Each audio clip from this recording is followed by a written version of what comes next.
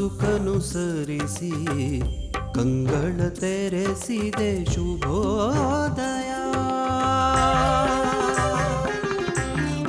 ಮೂಡಲ ಮನೆಯ ಮುಸುಕನು ಸರಿಸಿ ಕಂಗಳ ತೆರೆಸಿದೆ ಶುಭೋದಯ.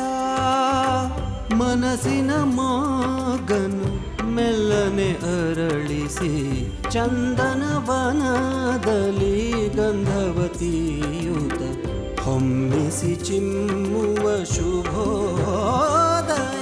ಶುಭೋದಯ ಕರ್ನಾಟಕ, ಶುಭೋದಯ ಕರ್ನಾಟಕ, ಶುಭೋದಯ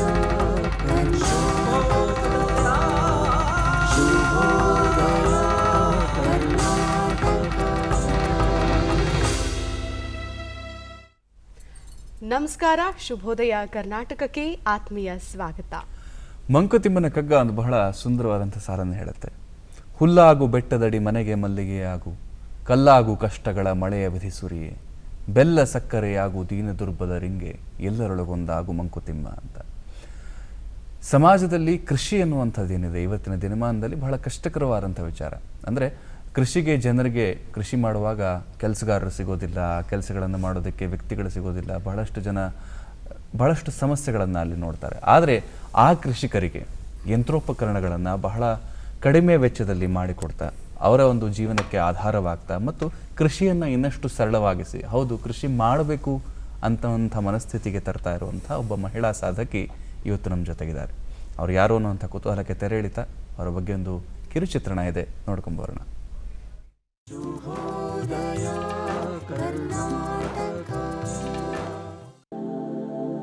ಶೈಲಜಾ ಕಂಪ್ಯೂಟರ್ ಅಪ್ಲಿಕೇಶನ್ನಲ್ಲಿ ಡಿಪ್ಲೊಮಾ ಪದವೀಧರೆ. ಮೈಸೂರಿನ ಕಂಪ್ಯೂಟರ್ ಅಕಾಡೆಮಿಯಲ್ಲಿ ಕೆಲ ಸಮಯ ಉಪನ್ಯಾಸಕಿಯಾಗಿ ಸೇವೆ ಸಲ್ಲಿಸಿದ್ರು. ಕೃಷಿಯ ಸಂಪರ್ಕವೇ ಇಲ್ಲದ ಶೈಲಜಾ ಅವರು ಕೃಷಿಕರ ಬದುಕು ಬದಲಿಸಿದ ಯಶೋಗಾಥೆಯ ಹಿಂದೆ ಅಸಾಮಾನ್ಯ ಶ್ರಮವಿದೆ. ಒಂದಲ್ಲ ಎರಡಲ್ಲ 35 ಕೃಷಿ ಯಂತ್ರಗಳು ಶೈಲಜಾ ಅವರ ಸಾಧನೆಯ ಕತೆ ಹೇಳ್ತಿವೆ. ಪ್ರತಿ ಊರಿನಲ್ಲಿ ಅಡಿಕೆ ಸುಲಿಯಲು ಖರೀದಿಸಿದ ಯಂತ್ರದ ಸಮಸ್ಯೆಯೇ ಅವರನ್ನ ಹೊಸ ಆವಿಷ್ಕಾರದ ಚಿಲುಮೆಯಾಗಿ ರೂಪಿಸಿತು. ಅಡುಗೆ ಮನೆ ತ್ಯಾಜ್ಯದಿಂದ ಗೊಬ್ಬರ ತಯಾರಿಸುವ ವರಾಹ ಘಟಕ, ವಾದಿರಾಜ ಒಲೆ, ಸೈಕಲ್ ವೀಡಲ್, ಈರುಳ್ಳಿ ಬಿತ್ತನೆ ಯಂತ್ರ, ರಾಗಿ ಹಾಗೂ ಭತ್ತ ಬಿತ್ತನೆ ಯಂತ್ರ, ದಾಳಿಂಬೆ ಕಾಳು ಬಿಡಿಸುವ ಯಂತ್ರ, ಗೊರಬಲು ಪಾಲಿಷರ್, ಹೀಗೆ ಆವಿಷ್ಕಾರದ ಪಟ್ಟಿ ಬೆಳೆಯುತ್ತಾ ಸಾಗಿದೆ. ಅಡಿಕೆ ಸಿಪ್ಪೆ ಸುಲಿಯುವ ಒಂದು ಸಣ್ಣ ಯಂತ್ರದೊಂದಿಗೆ ಆರಂಭವಾದ ಶೈಲಜಾ ಅವರ ಉದ್ಯಮದ ಹೆಜ್ಜೆ ಈಗ ದೊಡ್ಡದಾಗಿ ಬೆಳೆದು ನಿಂತಿದೆ. ಒಂದೇ ಯಂತ್ರದ ಸಹಾಯದಿಂದ ಹಸಿ, ಕೆಂಪು ಹಾಗೂ ಒಣ ಅಡಿಕೆ ಸಿಪ್ಪೆ ಬಿಡಿಸುವುದು ರೈತರಿಗೆ ಹೆಚ್ಚು ಅನುಕೂಲ ಮಾಡಿಕೊಟ್ಟಿದೆ. 10 ವರ್ಷದಲ್ಲಿ 35 ಯಂತ್ರಗಳನ್ನು ತಯಾರಿಸಿ ಬೇರೆ ರಾಜ್ಯಗಳಿಗೆ ಮಾತ್ರವಲ್ಲ ಹೊರ ದೇಶಗಳಿಗೂ ಮಾರಾಟ ಮಾಡಿದ ಹೆಮ್ಮೆ ಅವರಿಗಿದೆ. ಶೈಲಜಾ ಅವರು ರೂಪಿಸಿದ ಹುಣಸೆ ಸಿಪ್ಪೆ ತೆಗೆಯುವ ಯಂತ್ರ, ಬೆಳ್ಳುಳ್ಳಿ ಸಿಪ್ಪೆ ತೆಗೆಯುವ ಯಂತ್ರವನ್ನ ಹೆಚ್ಚು ಪ್ರಸಿದ್ಧವಾಗಿದೆ. ಅಡುಗೆ ಮನೆ ತ್ಯಾಜ್ಯ ಸಂಸ್ಕರಿಸಲು ಎಂಜಿನಿಯರಿಂಗ್ ವಿದ್ಯಾರ್ಥಿಗಳಿಗೆ ಮಾರ್ಗದರ್ಶನ ನೀಡಿ ರೂಪಿಸಿದ ವರಾಹ ಕಿಚನ್ ವೇಸ್ಟ್ ಅಂಡ್ ಮೆನ್ಯೂರ್ ಯಂತ್ರಕ್ಕೆ ಹಲವು ಪ್ರಶಸ್ತಿಗಳು ಸಿಕ್ಕಿದೆ. ತುಮಕೂರಿನಲ್ಲಿ ಉದ್ಯಮ ಸ್ಥಾಪಿಸುವ ಮುನ್ನ ಗುವಾಹತಿಯಲ್ಲಿ ವಿರಾಸ್ ಮಾರ್ಕೆಟಿಂಗ್ ಕನ್ಸಲ್ಟಿಂಗ್ ಸಂಸ್ಥೆಯನ್ನ ಸ್ಥಾಪಿಸಿದ್ರು. ಬಿದಿರು ಕಡ್ಡಿಗಳನ್ನ ವೃತ್ತಾಕಾರದಲ್ಲಿ ಕತ್ತರಿಸಿ ಊದುಬತ್ತಿ ತಯಾರಿಸಿ ಮಾರುಕಟ್ಟೆಯಲ್ಲಿ ಸಂಚಲನ ಮೂಡಿಸಿದ್ರು. ವಾದಿರಾಜ ಒಲೆಯಿಂದಲೇ ಶೈಲಜಾ ಹೆಚ್ಚು ಪರಿಚಿತರು. ಕಡಿಮೆ ಸೌದೆ ಬಳಸುವ, ಹೆಚ್ಚು ಹೊಗೆ ಉಗುಳದ ವಾದಿರಾಜ ಒಲೆಯಿಂದ ಕಾಗದ, ತೆಂಗಿನ ಚಿಪ್ಪು, ಕಡ್ಡಿಗಳ ಮೂಲಕ ಸುಲಭವಾಗಿ ಅಡುಗೆ ಮಾಡಬಹುದು.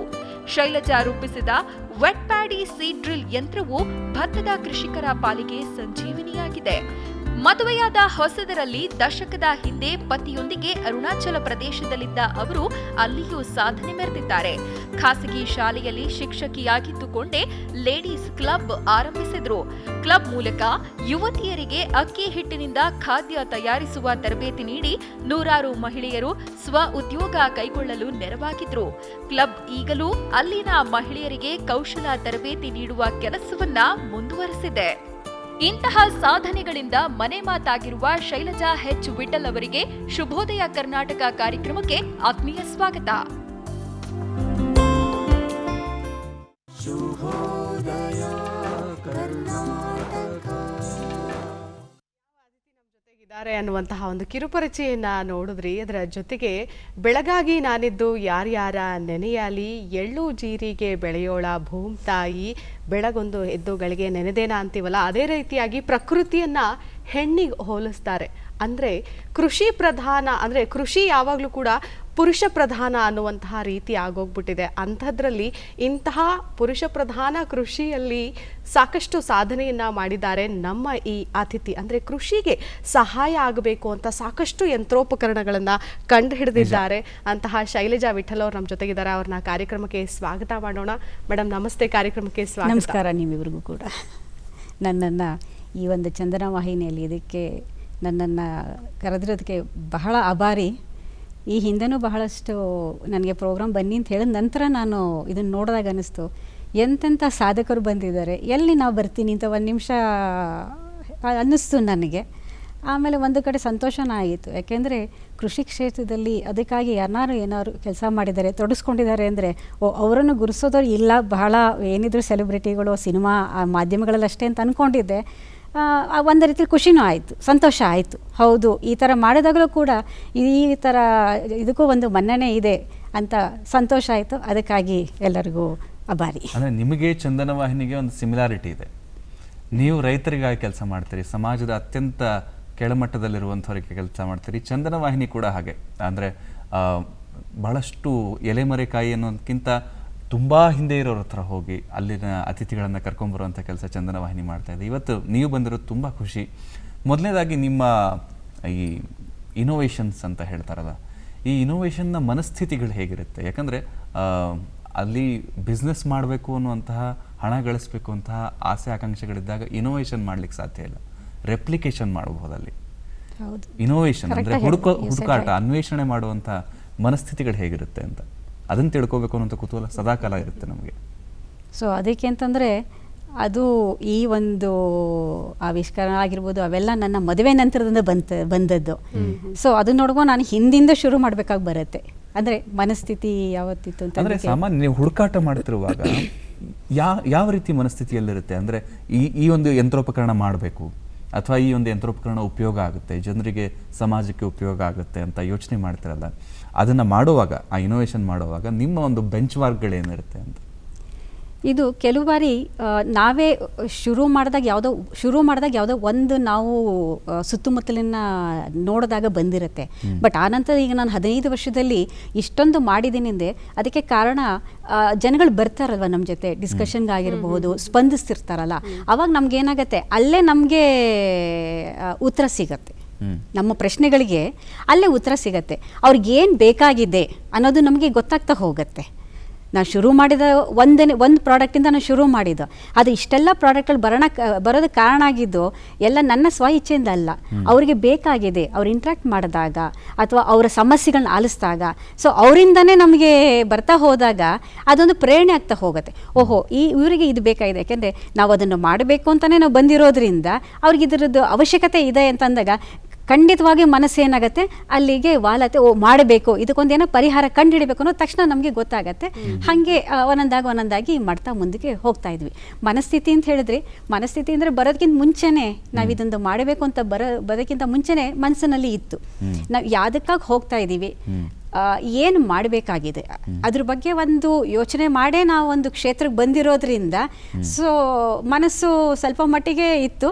ಮಧ್ಯದಲ್ಲೇ ಸ್ವಲ್ಪ ಒಂದೊಂದು ಸ್ವಲ್ಪ ಡೋಲಾಯಮಾನ ಆಗ್ತಿತ್ತು. ಆದರೆ ಇಷ್ಟು ವರ್ಷದಲ್ಲಿ ಅದೊಂದು ಪರವಾಗಿಲ್ಲ, ಸ್ವಲ್ಪ ಮಟ್ಟಿಗೆ ಪಕ್ವತೆ ಹೋಗ್ತಾ ಇದೆ ಅಂತ ಅನ್ಕೋಬಹುದು. ಈಗ ಕಂಪ್ಲೀಟ್ಲಿ ಕ್ರಿಯೇಟಿವ್ನೆಸ್, ಸಂಪೂರ್ಣವಾಗಿ ಸೃಜನಾತ್ಮಕತೆ. ಈಗ ಒಬ್ಬ ಕವಿ ಒಂದು ಕವಿತೆ ಬರಿತಾನೆ, ಸಾಹಿತಿ ತನ್ನ ಸಾಹಿತ್ಯ ಬರಿತಾನೆ, ಕಾದಂಬರಿಕಾರ ತನ್ನ ಕಾದಂಬರಿ ಬರಿತಾನೆ, ಅಂದರೆ ಬರಿತಾನೆ, ಹರಿತಾನೆ, ಬಿಸಾಕ್ತಾನೆ.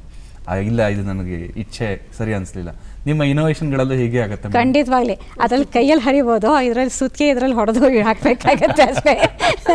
ಯಾಕೆಂದರೆ ಶುರುನಲ್ಲಂತೂ ನನ್ನ ಕೆಲಸದವರು, ಯಾಕೆಂದರೆ ನಾನಿರೋದು ತುಮಕೂರು, ತುಮಕೂರಿನಲ್ಲಿ ಬಹುಶಃ ಇದು ಮೊದಲಿಗೆ ಈಗ 15 ವರ್ಷದ ಹಿಂದೆ ನಾನು ಆಗಷ್ಟೇ ಬಂದು ಹೊಸ್ತು ಕನ್ನಡ ತುಂಬ ಚೆನ್ನಾಗಿ ಅಂದರೆ ಕನ್ನಡದೊಳೆ ಆದರೂ ಕೂಡ ಮಧ್ಯದಲ್ಲಿ ಗ್ಯಾಪಲ್ಲಿ ಏನಾಗಿದೆ ಹಿಂದಿ ಇಂಗ್ಲೀಷ್ ಹೆಚ್ಚು ಬರ್ತಿದ್ದರಿಂದ ಕನ್ನಡದಲ್ಲಿ ಇವ್ರ ಜೊತೆ ಈ ವೆಲ್ಡರ್ಗಳ ಜೊತೆ ಎಲ್ಲ ಮಾತಾಡ್ಬೇಕಾದ್ರೆ ಯಾವ ಭಾಷೆನಲ್ಲಿ ನನಗೆ ಇನ್ನೂ ಅಷ್ಟೊಂದು ಚೆನ್ನಾಗಿ ಬರ್ತಾ ಇರಲಿಲ್ಲ.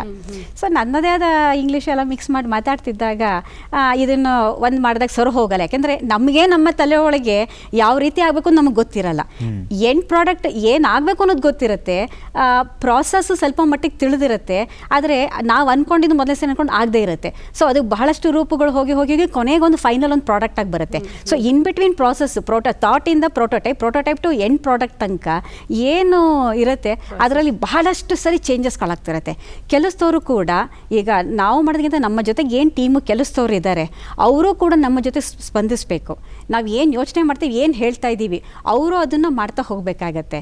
ಸೊ ಆಗ ಎಷ್ಟು ಸರಿ ಹೊಡಿಬೇಕಾಗುತ್ತೆ, ಆಗ ಆ ಕೆಲಸದವ್ರು ಕೂಡ ಬೇಜಾರು ಮಾಡ್ಕೋಬಾರ್ದು. ಯಾಕೆಂದರೆ ಶುರುನಲ್ಲಿ ಅವ್ರಿಗೆ ಅನ್ಸುತ್ತೆ ಏನಪ್ಪ ನೀ ಏನು ಮಾಡಿದೆ ಇವ್ರು ಒಪ್ಪಲ್ವಲ್ಲ. ಅವ್ರಿಗೆ ಏನು ಅನ್ಸುತ್ತೆ, ಮೋಸ್ಟ್ಲಿ ಇವ್ರಿಗೆ ನನ್ನ ಮೇಲೆ ನಂಬಿಕೆ ಇಲ್ಲ, ಬೇಕು ಅಂತ ಅನ್ಸುತ್ತೆ. ಶುರುನಲ್ಲಿ ಅನ್ನಿಸುತ್ತೆ ಹುಡುಗರಿಗೆ. ಆಮೇಲೆ ಅವ್ರಿಗೆ ಅನ್ಸುತ್ತೆ ಒಂದು ಬಂದು ಕಸ್ಟಮರ್ ಕೊಟ್ಟು ಮಾಡಿದಾಗ ಓಹೋ ಅಂತ ಅವ್ರಿಗೂ ಆಗ ಸಂತೋಷ ಬರುತ್ತೆ. ಸೊ ಇದಷ್ಟು ಸುಲಭ ಹರಿಯೋದಲ್ಲ. ಬಟ್ ಆದರೆ ಒಂದು ಪ್ರೋಟೋಟೈಪಿಂದ ಒಂದು ಮಾರ್ಕೆಟಿಗೆ ಬರೋದಕ್ಕೆ ಒಂದು market viable and usable model ಆಗೋಷ್ಟು ಬಿಟ್ವೀನಲ್ಲಿ ಕೆಲವು ಬರೀ 5-6 ಆಗಿರುತ್ತೆ, ಕೆಲವು ಬರೀ 7-8 ಆಗಿರುತ್ತೆ. ಸೊ ಇದರಲ್ಲೂ ಕೂಡ ಅದೇ ಥರನೇ. ನಿಜ. ಈಗ ಕೃಷಿ ಉಪಕರಣಗಳ ಬಗ್ಗೆ ಹೇಳ್ತಾ ಇದ್ರಿ, ಯಾವ ರೀತಿಯಾಗಿ ಆ ಪ್ರೋಸೆಸ್ ಇರುತ್ತೆ ಅಂತ ಹೇಳಿದ್ರಿ. ನೀವು ಅಂದ್ಕೊಂಡಂಗೆ ಬರದೇ ಇರುವಂತಹ ಸಂದರ್ಭದಲ್ಲಿ ಒಂದಷ್ಟು ಅಡೆತಡೆಗಳು ಬರುತ್ತೆ, ಅಥವಾ ಏನೋ ಮಾಡೋಕ್ಕೋಗಿ ಇನ್ನೇನೋ ಆವಿಷ್ಕಾರಗಳು ಆಗತ್ತೆ ಕೆಲವೊಂದು ಬಾರಿ. ಆ ಉಪಕರಣಗಳು ಅಂತ ಬಂದಾಗ ಮೂಲ ಕೃಷಿನ ನಾವು ಒಂದು ಬಾರಿ ಹಿಂದೆ ಹೋಗಿ ಬಂದ್ರೆ ಆಗಿನ ಕಾಲದಲ್ಲೆಲ್ಲ ಭತ್ತ ಆಗಿರ್ಬೋದು ಅಥವಾ ಯಾವುದೇ ವಿಷಯ ಅಂತ ಆಗಿರ್ಬೋದು 10-15 ದಿನ ಅಥವಾ ತಿಂಗಳುಗಟ್ಟಲೆ ಆಗ್ತಾ ಇತ್ತು. ಈಗ ಒಂದೇ ದಿನಕ್ಕೆ ಭತ್ತ ಕೊಯ್ದು ಮುಗಿಸ್ಬಿಡ್ತಾರೆ. ಆ ಮಷಿನ್ಗಳು ಅಷ್ಟೊಂದು ಅಡ್ವಾಂಟೇಜ್ ಆಗಿ ನಮಗೆ ಟೆಕ್ನಾಲಜಿ ಯೂಸ್ ಆಗ್ತಾ ಇದೆ. ಆದರೆ ಇನ್ನೂ ಹೋಗ್ತಾ ಹೋಗ್ತಾ ಇನ್ನಷ್ಟು ಉಪಕರಣಗಳು ಬೇಕಾಗುತ್ತೆ. ಯಾವ ರೀತಿಯಾಗಿ ನಿಮ್ಮ ಒಂದು ಉಪಕರಣಗಳು ರೈತರಿಗೆ ಸಹಾಯ ಆಗುತ್ತೆ ಅನ್ನೋದನ್ನು ಕೂಡ ನಾವು ನೋಡ್ತಾ ಇದ್ದೀವಿ. ಯಾವ ಉಪಕರಣ ತಯಾರಿಸುವಾಗ ನೀವು ತುಂಬ ಚಾಲೆಂಜಿಂಗ್ ಅಂತ ಅನಿಸಿದ್ದು ಅಂತ? ಮೊದಲೇ ನೀವು ಹೇಳಿದ್ರಿ ಆವಿಷ್ಕಾರ ಮಾಡುವ ಯಾವುದೋ ಒಂದು ಮಾಡುವ ಇನ್ನೊಂದೇನಾಗತ್ತೆ ಅಂತ ಹೇಳ್ತಲ್ಲ. ನನ್ನದು ಮೊದಲನೇ ಪ್ರಾಡಕ್ಟ್ ಬಂದಿದೆ ಆ ರೀತಿನಲ್ಲಿ. 2005 ನಾವು ಕರ್ನಾಟಕಕ್ಕೆ ಬಂದಿದ್ದು ಗುವಾಹಟಿಯಿಂದ. 2005ನಲ್ಲಿ 6ರಲ್ಲಿ ಅನಿಸುತ್ತೆ ಈರುಳ್ಳಿ ಬರುತ್ತೆ. ಈರುಳ್ಳಿ ಸೈಜ್ ರೆಡ್ಯೂಸರ್ಗೆ ಯಾರೋ ಎಕ್ಸ್ಪೋರ್ಟರ್ಗೆ ಬೇಕು ಅಂತ ಕೇಳಿದ್ರು. ಸೊ ಅವ್ರಿಗಾಗಿ ಒಂದು ಮಿಷನ್ ತಯಾರಿಸಿದ್ದು. ಅವ್ರ ಮಧ್ಯದಲ್ಲಿ ಏನು ಸಮಸ್ಯೆ ಆಯ್ತೋ ಅವ್ರು ಬರಲಿಲ್ಲ ಅಂತಂದಾಗ ನನ್ನ ಮೊದಲನೇದು ಹಣ ಹಾಕಾಗಿದೆ, ನಾನು ಏನು ಮಾಡೋಕ್ಕೆ ತೋಚ್ತೇನೆ. ಆಗ ಅಡಿಕೆಗಾಗಿ ಸಿಪ್ಪೆ ತೆಗೆಯೋ ಯಂತ್ರ ಮಾಡ್ತಾಯಿತ್ತು. ಅದನ್ನು ತುಮಕೂರಿನಲ್ಲಿ ಪ್ರತಿ ವರ್ಷ ಎಲ್ಲರಿಗೂ ತಿಳಿದಿರಬೇಕು, ಸಿದ್ಧಗಂಗಾ ಮಠದಲ್ಲಿ ಜಾತ್ರೆ ಮಾಡ್ತಾರೆ ಈ ಸಮಯದಲ್ಲಿ, ಬಹಳ ಫೇಮಸ್ ಅದು. ಅಲ್ಲಿ ನಮ್ಮ ಈ ಅಡಿಕೆ ಸಿಪ್ಪೆ ತೆಗೆಯೋ ಮಿಷನ್ ಎಕ್ಸಿಬಿಷನ್ಲಿಟ್ಟಿದೆ. ಅದರಲ್ಲಿ ಒಬ್ಬರು ಚಿತ್ರದುರ್ಗದಿಂದ ಒಬ್ಬರು ಬಂದು ಅಡಿಕೆ ಮಿಷನ್ಗೆ ಮಾಡ್ತಾಯಿದ್ದೀರಿ, ಅವರು ಚಿತ್ರದುರ್ಗದಲ್ಲಿ ಅಡಿಕೆಗೆ ಗೊರಬಲು ಅಂತ ಹೇಳ್ತಾರೆ. ಅಂದರೆ ಹಣ್ಣಡಿಕೆ ಸಿಪ್ಪೆ ತೆಗೆಯೋಕ್ಕಾಗದೇ ಇದ್ದುದನ್ನು ಅರ್ಧಂಬರ್ಧನೆ ಕೈಯಲ್ಲಿ ಕತ್ತಿನಲ್ಲಿ ಹೆರೆದ್ಬಿಟ್ಟು ಒಣಗಿಸ್ಬಿಟ್ಟು ಬೇಯಿಸ್ಬಿಡ್ತಾರೆ. ಆ ನಂತರದಲ್ಲಿ ಮಳೆಗಾಲದಲ್ಲಿ ನಿಧಾನಕ್ಕೆ ಅದನ್ನು ತೆಕ್ಕೊಂಡು ಕೊಡ್ತಾರೆ. ಅದಕ್ಕೊಂದು ಸೆಕೆಂಡ್ರಿ ಥರ್ಡ್ರಿ ಮಾರ್ಕೆಟ್ ಅದಕ್ಕಿದೆ, ಅದರದೇ ಆದ ಒಂದು ಬೆಲೆಯಿಂದ ಸಿಗ್ತಾ ಇತ್ತಂತೆ. ಸೊ ಅವ್ರು ಅದರ ಡೀಲರ್ ಅಂತೆ. ನಮಗೆ ಗೊರಬಲು ಅನ್ನೋದು ಗೊತ್ತಿರಲಿಲ್ಲ. ಅವ್ರು ಬಂದು ಹೇಳಿದ್ರು ಈ ಥರದ್ದೊಂದು ಪ್ರಾಡಕ್ಟ್ ಇದೆ, ಅದಕ್ಕೆ ಯಾಕೆ ನೀವು ಯೋಚನೆ ಮಾಡಬಾರ್ದು, ಇದನ್ನು ಮಾಡಿ, ಅದು ಮಾಡಿದ್ರೆ ಬಹಳಷ್ಟು ಜನಕ್ಕೆ ಆಗತ್ತೆ ಅಂತ ಹೇಳಿದ್ರು. ಸರಿ, ಒಂದು ದಿನ ಹೀಗೆ ನಂದು ಇದು ತೊಗೊಳಕ್ಕೂ ಬರಲಿಲ್ಲ, ನನ್ನ ಮೊದಲನೇದೇ ಹಣ ಹೆಲ್ಡಪ್ ಆಗಿದೆ, ಏನು ಮಾಡೋದು ಅಂತ ಯೋಚನೆ ಮಾಡ್ತಿದ್ದಾಗ ನೋಡೋಣ, ಈಗ ನಾನು ಮಾಡ್ತಿದ್ದೇನೋ ಈರುಳ್ಳಿಯ ಒಂದು ರೆಡ್ಯೂಸರ್, ಅದನ್ನು ಯಾತಕ್ಕೆ ಇದ್ರದ್ದು ಏನು ಹೊರಗಡೆ ಸಿಪ್ಪೆ ತಾನೇ ತೆಗಿಬೇಕು, ನೋಡೋಣ ಅಂಥೇಳಿ ನಮ್ಮದು ಒಂದು ತುಮಕೂರಿನಲ್ಲಿ ಸಣ್ಣದಾದ ಒಂದು ಅಡಿಕೆ ತೋಟ ಇದೆ. ಆ ಅಡಿಕೆ ತೋಟದಲ್ಲಿ ಹೋಗಿ ಕೇಳ್ಕೊಂಡು ನನ್ನ ಮೈದನ್ನು ಕೇಳಿ ಒಂದಿಷ್ಟು ಅಡಿಕೆಗಳು ತೆಗೆದುಕೊಂಡ್ಬಂದು ನೋಡೋಣ ಅಂಥೇಳಿ ನಮ್ಮ ಕೆಲಸದವ್ನು ಹೇಳಿದೆ. ಅವನು ಅಂದೆ, ಹೋಗಿ ಅಮ್ಮವ್ರೆ ನಿಮ್ಗೇನು ಏನೇನೋ ಹೇಳ್ತೀರಿ, ಅದೆಲ್ಲಿಗೆ ಆಗತ್ತೆ ಅಂತ. ಅವನು ನಗ್ದ, ಇರ್ಲಪ್ಪ ನೋಡಪ್ಪ ನಾವು ಮಾಡ್ತಾ ಇದ್ದೀವಿ, ಮಾಡ್ತಿರೋದು ಆ ಕೆಲಸ ನೋಡೋಣ, ಆದರೆ ಸಂತೋಷ ಅಂಥೇಳಿ ಆ ಮಿಷನ್ಗೆ ಇದು ಹಾಕಿ ನೋಡಿದಾಗ ನನಗೊಂದು 60% ಅದ್ರದ್ದು ಪರವಾಗಿಲ್ಲ ಅನ್ನಿಸ್ತು. I was very happy. ಸರಿ, ಆಮೇಲೆ ತಕ್ಷಣ ಅವ್ರು ಕೊಟ್ಟಿದ್ದ ಕಾರ್ಡ್ ಎಲ್ಲಿದ್ದು ಹುಡುಕಿ ಅವ್ರು ಫೋನ್ ಮಾಡಿ ಹೇಳಿದೆ, ನೋಡಿ ಹಿಂಗೆ ಮಾಡಿದ್ದೀನಿ, ಬಂದು ನೋಡಿ ನಿಮ್ಗೆ ಸರಿ ಇತ್ತು ಅಂತಂದರೆ ನೋಡೋಣ ಮುಂದಕ್ಕೆ ಅಂದರು. ಅವರು ತಕ್ಷಣ ತೆಗೆದುಕೊಂಡ್ಬಂದರು. ಅವ್ರು ನೋಡಿ ತುಂಬಾ ಚೆನ್ನಾಗ್ತಿದೆ ಅಂತ ಹೇಳಿ ಭಾಳ ಸಂತೋಷಪಟ್ಟು ಅವರು ಆಗಲಿ ಇನ್ನೊಂದು ಸ್ವಲ್ಪ ಸಣ್ಣ ಪುಟ್ಟ ಒಂದು ಕೆಲವೊಂದು ಅದಕ್ಕೆ ಬೇಕಾದ ಮಾಡಿಫಿಕೇಷನ್ಗೆ ಹೇಳಿ ಮಾಡಿ ನಂತರದಲ್ಲಿ ನೋಡೋಣ ಅಂದರು. ಸರಿ, ಆಮೇಲೆ ಮಾಡಿದೆ, ಅರ್ಧ ಟ್ರಕ್ ಲೋಡ್ ತೊಗೊಂಬಂದರು, ಮಾಡಿದ್ರು. ಗೊರಬಲ್ ಪಾಲಿಶರ್ 2006 ಸೆಪ್ಟೆಂಬರ್ ಐ ಥಿಂಕ್ ಅದು ರಿಲೀಸ್ ಆಯಿತು. ಟಿಲ್ ಡೇಟ್ 14 ವರ್ಷದಲ್ಲಿ ಭಾಳಷ್ಟು ಮಾಡಿದ್ದೀನಿ. ಆದರೆ ಈ ಒಂದು ಗೊರಬಲ್ ಪಾಲಿಶರ್ ಮೊದಲನೇದು ಏನು ಮಾಡಿದೆ, one of the best technology, simple technology, well accepted by one and all and very close to me, because it is not the my first ಇದು ಅಂತಲ್ಲ. ನಾನು ಇಷ್ಟು ವರ್ಷದಲ್ಲಿ ಕೇವಲ 100-120 ಮಿಷನ್ ಮಾತ್ರ ಮಾಡಿದ್ದೀನಿ. ಆದರೆ ಮಾರ್ಕೆಟ್ನಲ್ಲಿ ಎಷ್ಟು ಜನ ಅದನ್ನು, ಅಂದರೆ ಕಾಪಿ ಅಂತ ಹೇಳ್ತಾನೆ ಹೆಂಗಾರು ತಗೊಳ್ಳಿ, 50,000ಕ್ಕಿಂತ ಹೆಚ್ಚು ಮಿಷನ್ ಮಾರ್ಕೆಟಲ್ಲಿದೆ ಕರ್ನಾಟಕದಲ್ಲಿ. ಅಂದರೆ ಪ್ರತಿಯೊಬ್ಬರು, ಯಾಕೆಂದರೆ it was so simple and the value addition was more. 2,500 ಸಿಕ್ಕ ಜಾಗದಲ್ಲಿ 25,000 ಸಿಕ್ಕತಕ್ಕಂಥ ಒಂದು ಬಂದಾಗ ಏನಾಯಿತು, ಎಲ್ಲರಿಗೂ ಅದು ವರದಾನ ಥರ ಆಗೋಯ್ತು. ಪ್ರತಿಯೊಬ್ಬರು ಕೂಡ ಅದನ್ನು ಮಾಡಿ ಇವತ್ತೆಲ್ಲರಿಗೂ ಅದು ಇದೆ. ಸೊ ಅಷ್ಟು ಮಟ್ಟಿಗೆ ಅದು ಪಾಪ್ಯುಲಾರಿಟಿ ಸಿಕ್ತು.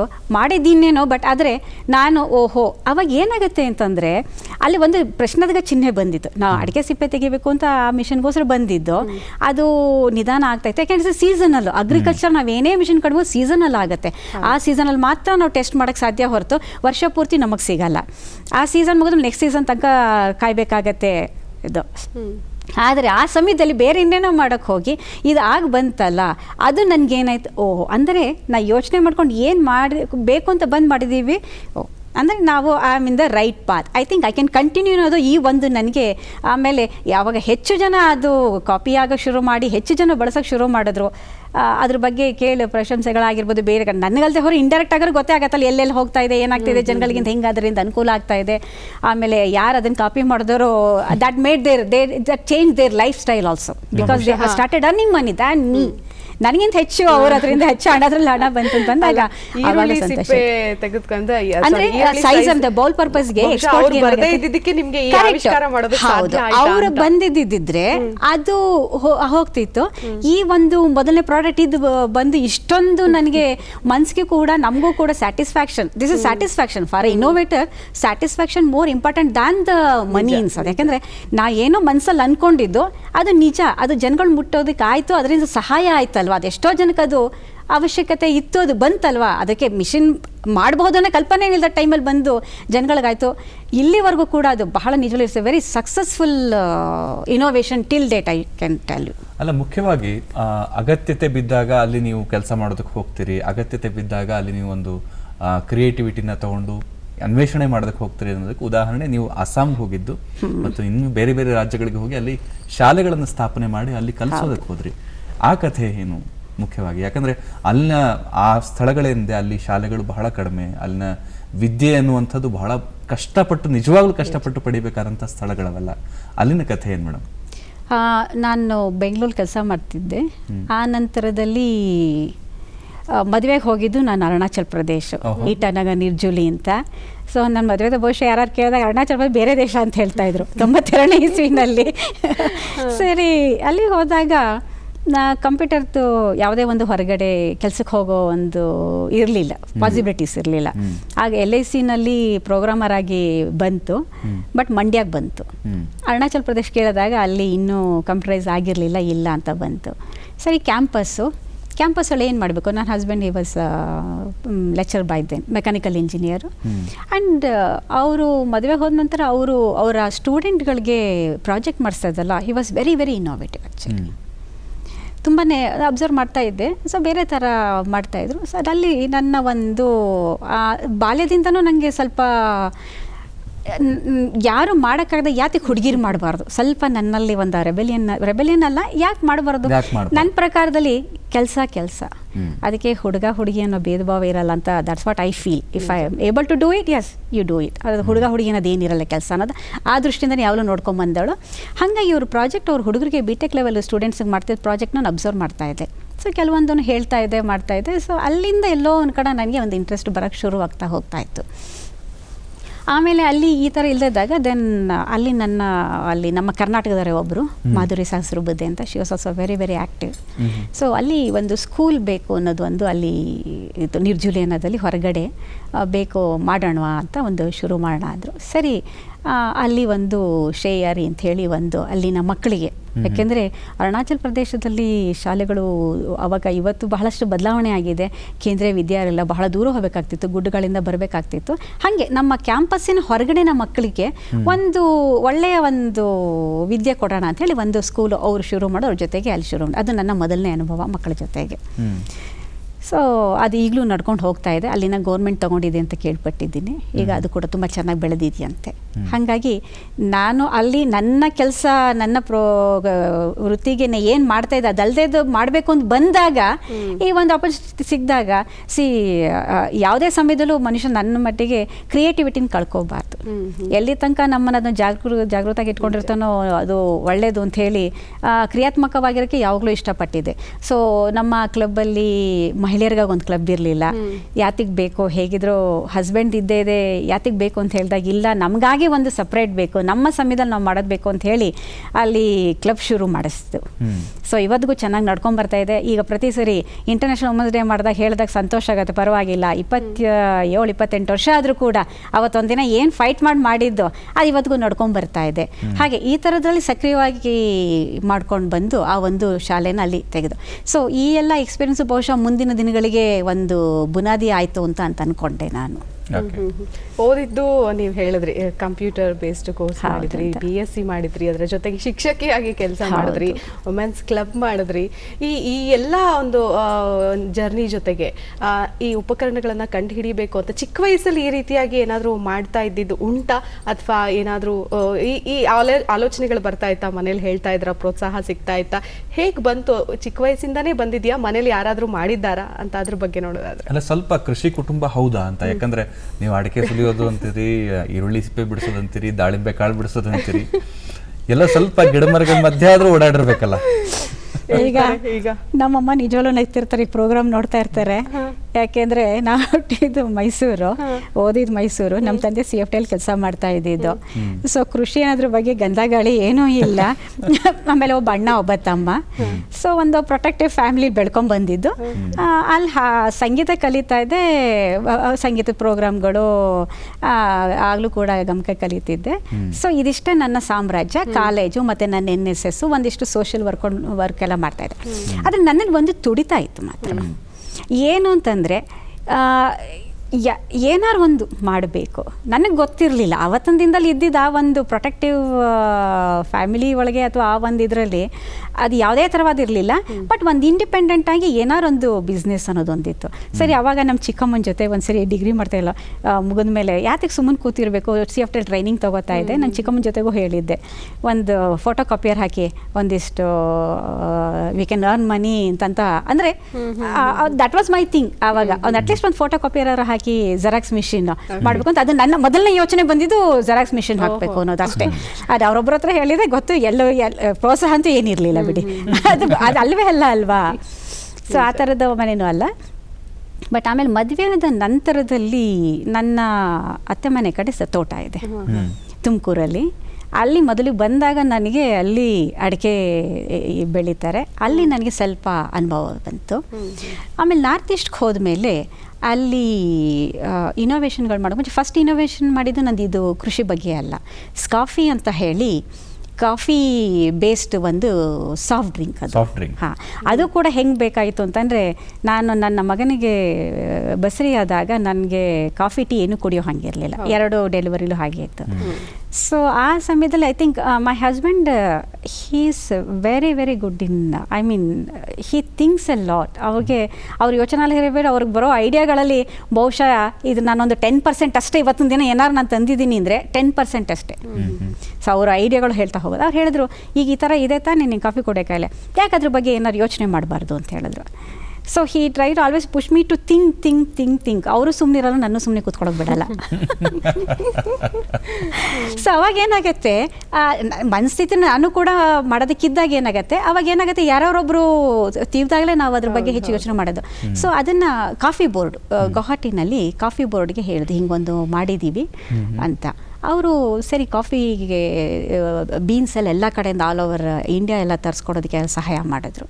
ಸೊ ಅದರಲ್ಲಿ ಕಾಫಿ ಬ್ರೂಯಿಂಗ್ ಟೆಕ್ನಿಕ್ ಮಾಡಿ ಸ್ಕಾಫಿ ಅಂತ ಮೊದಲನೇ ತೊಗೊಂಬಂತು.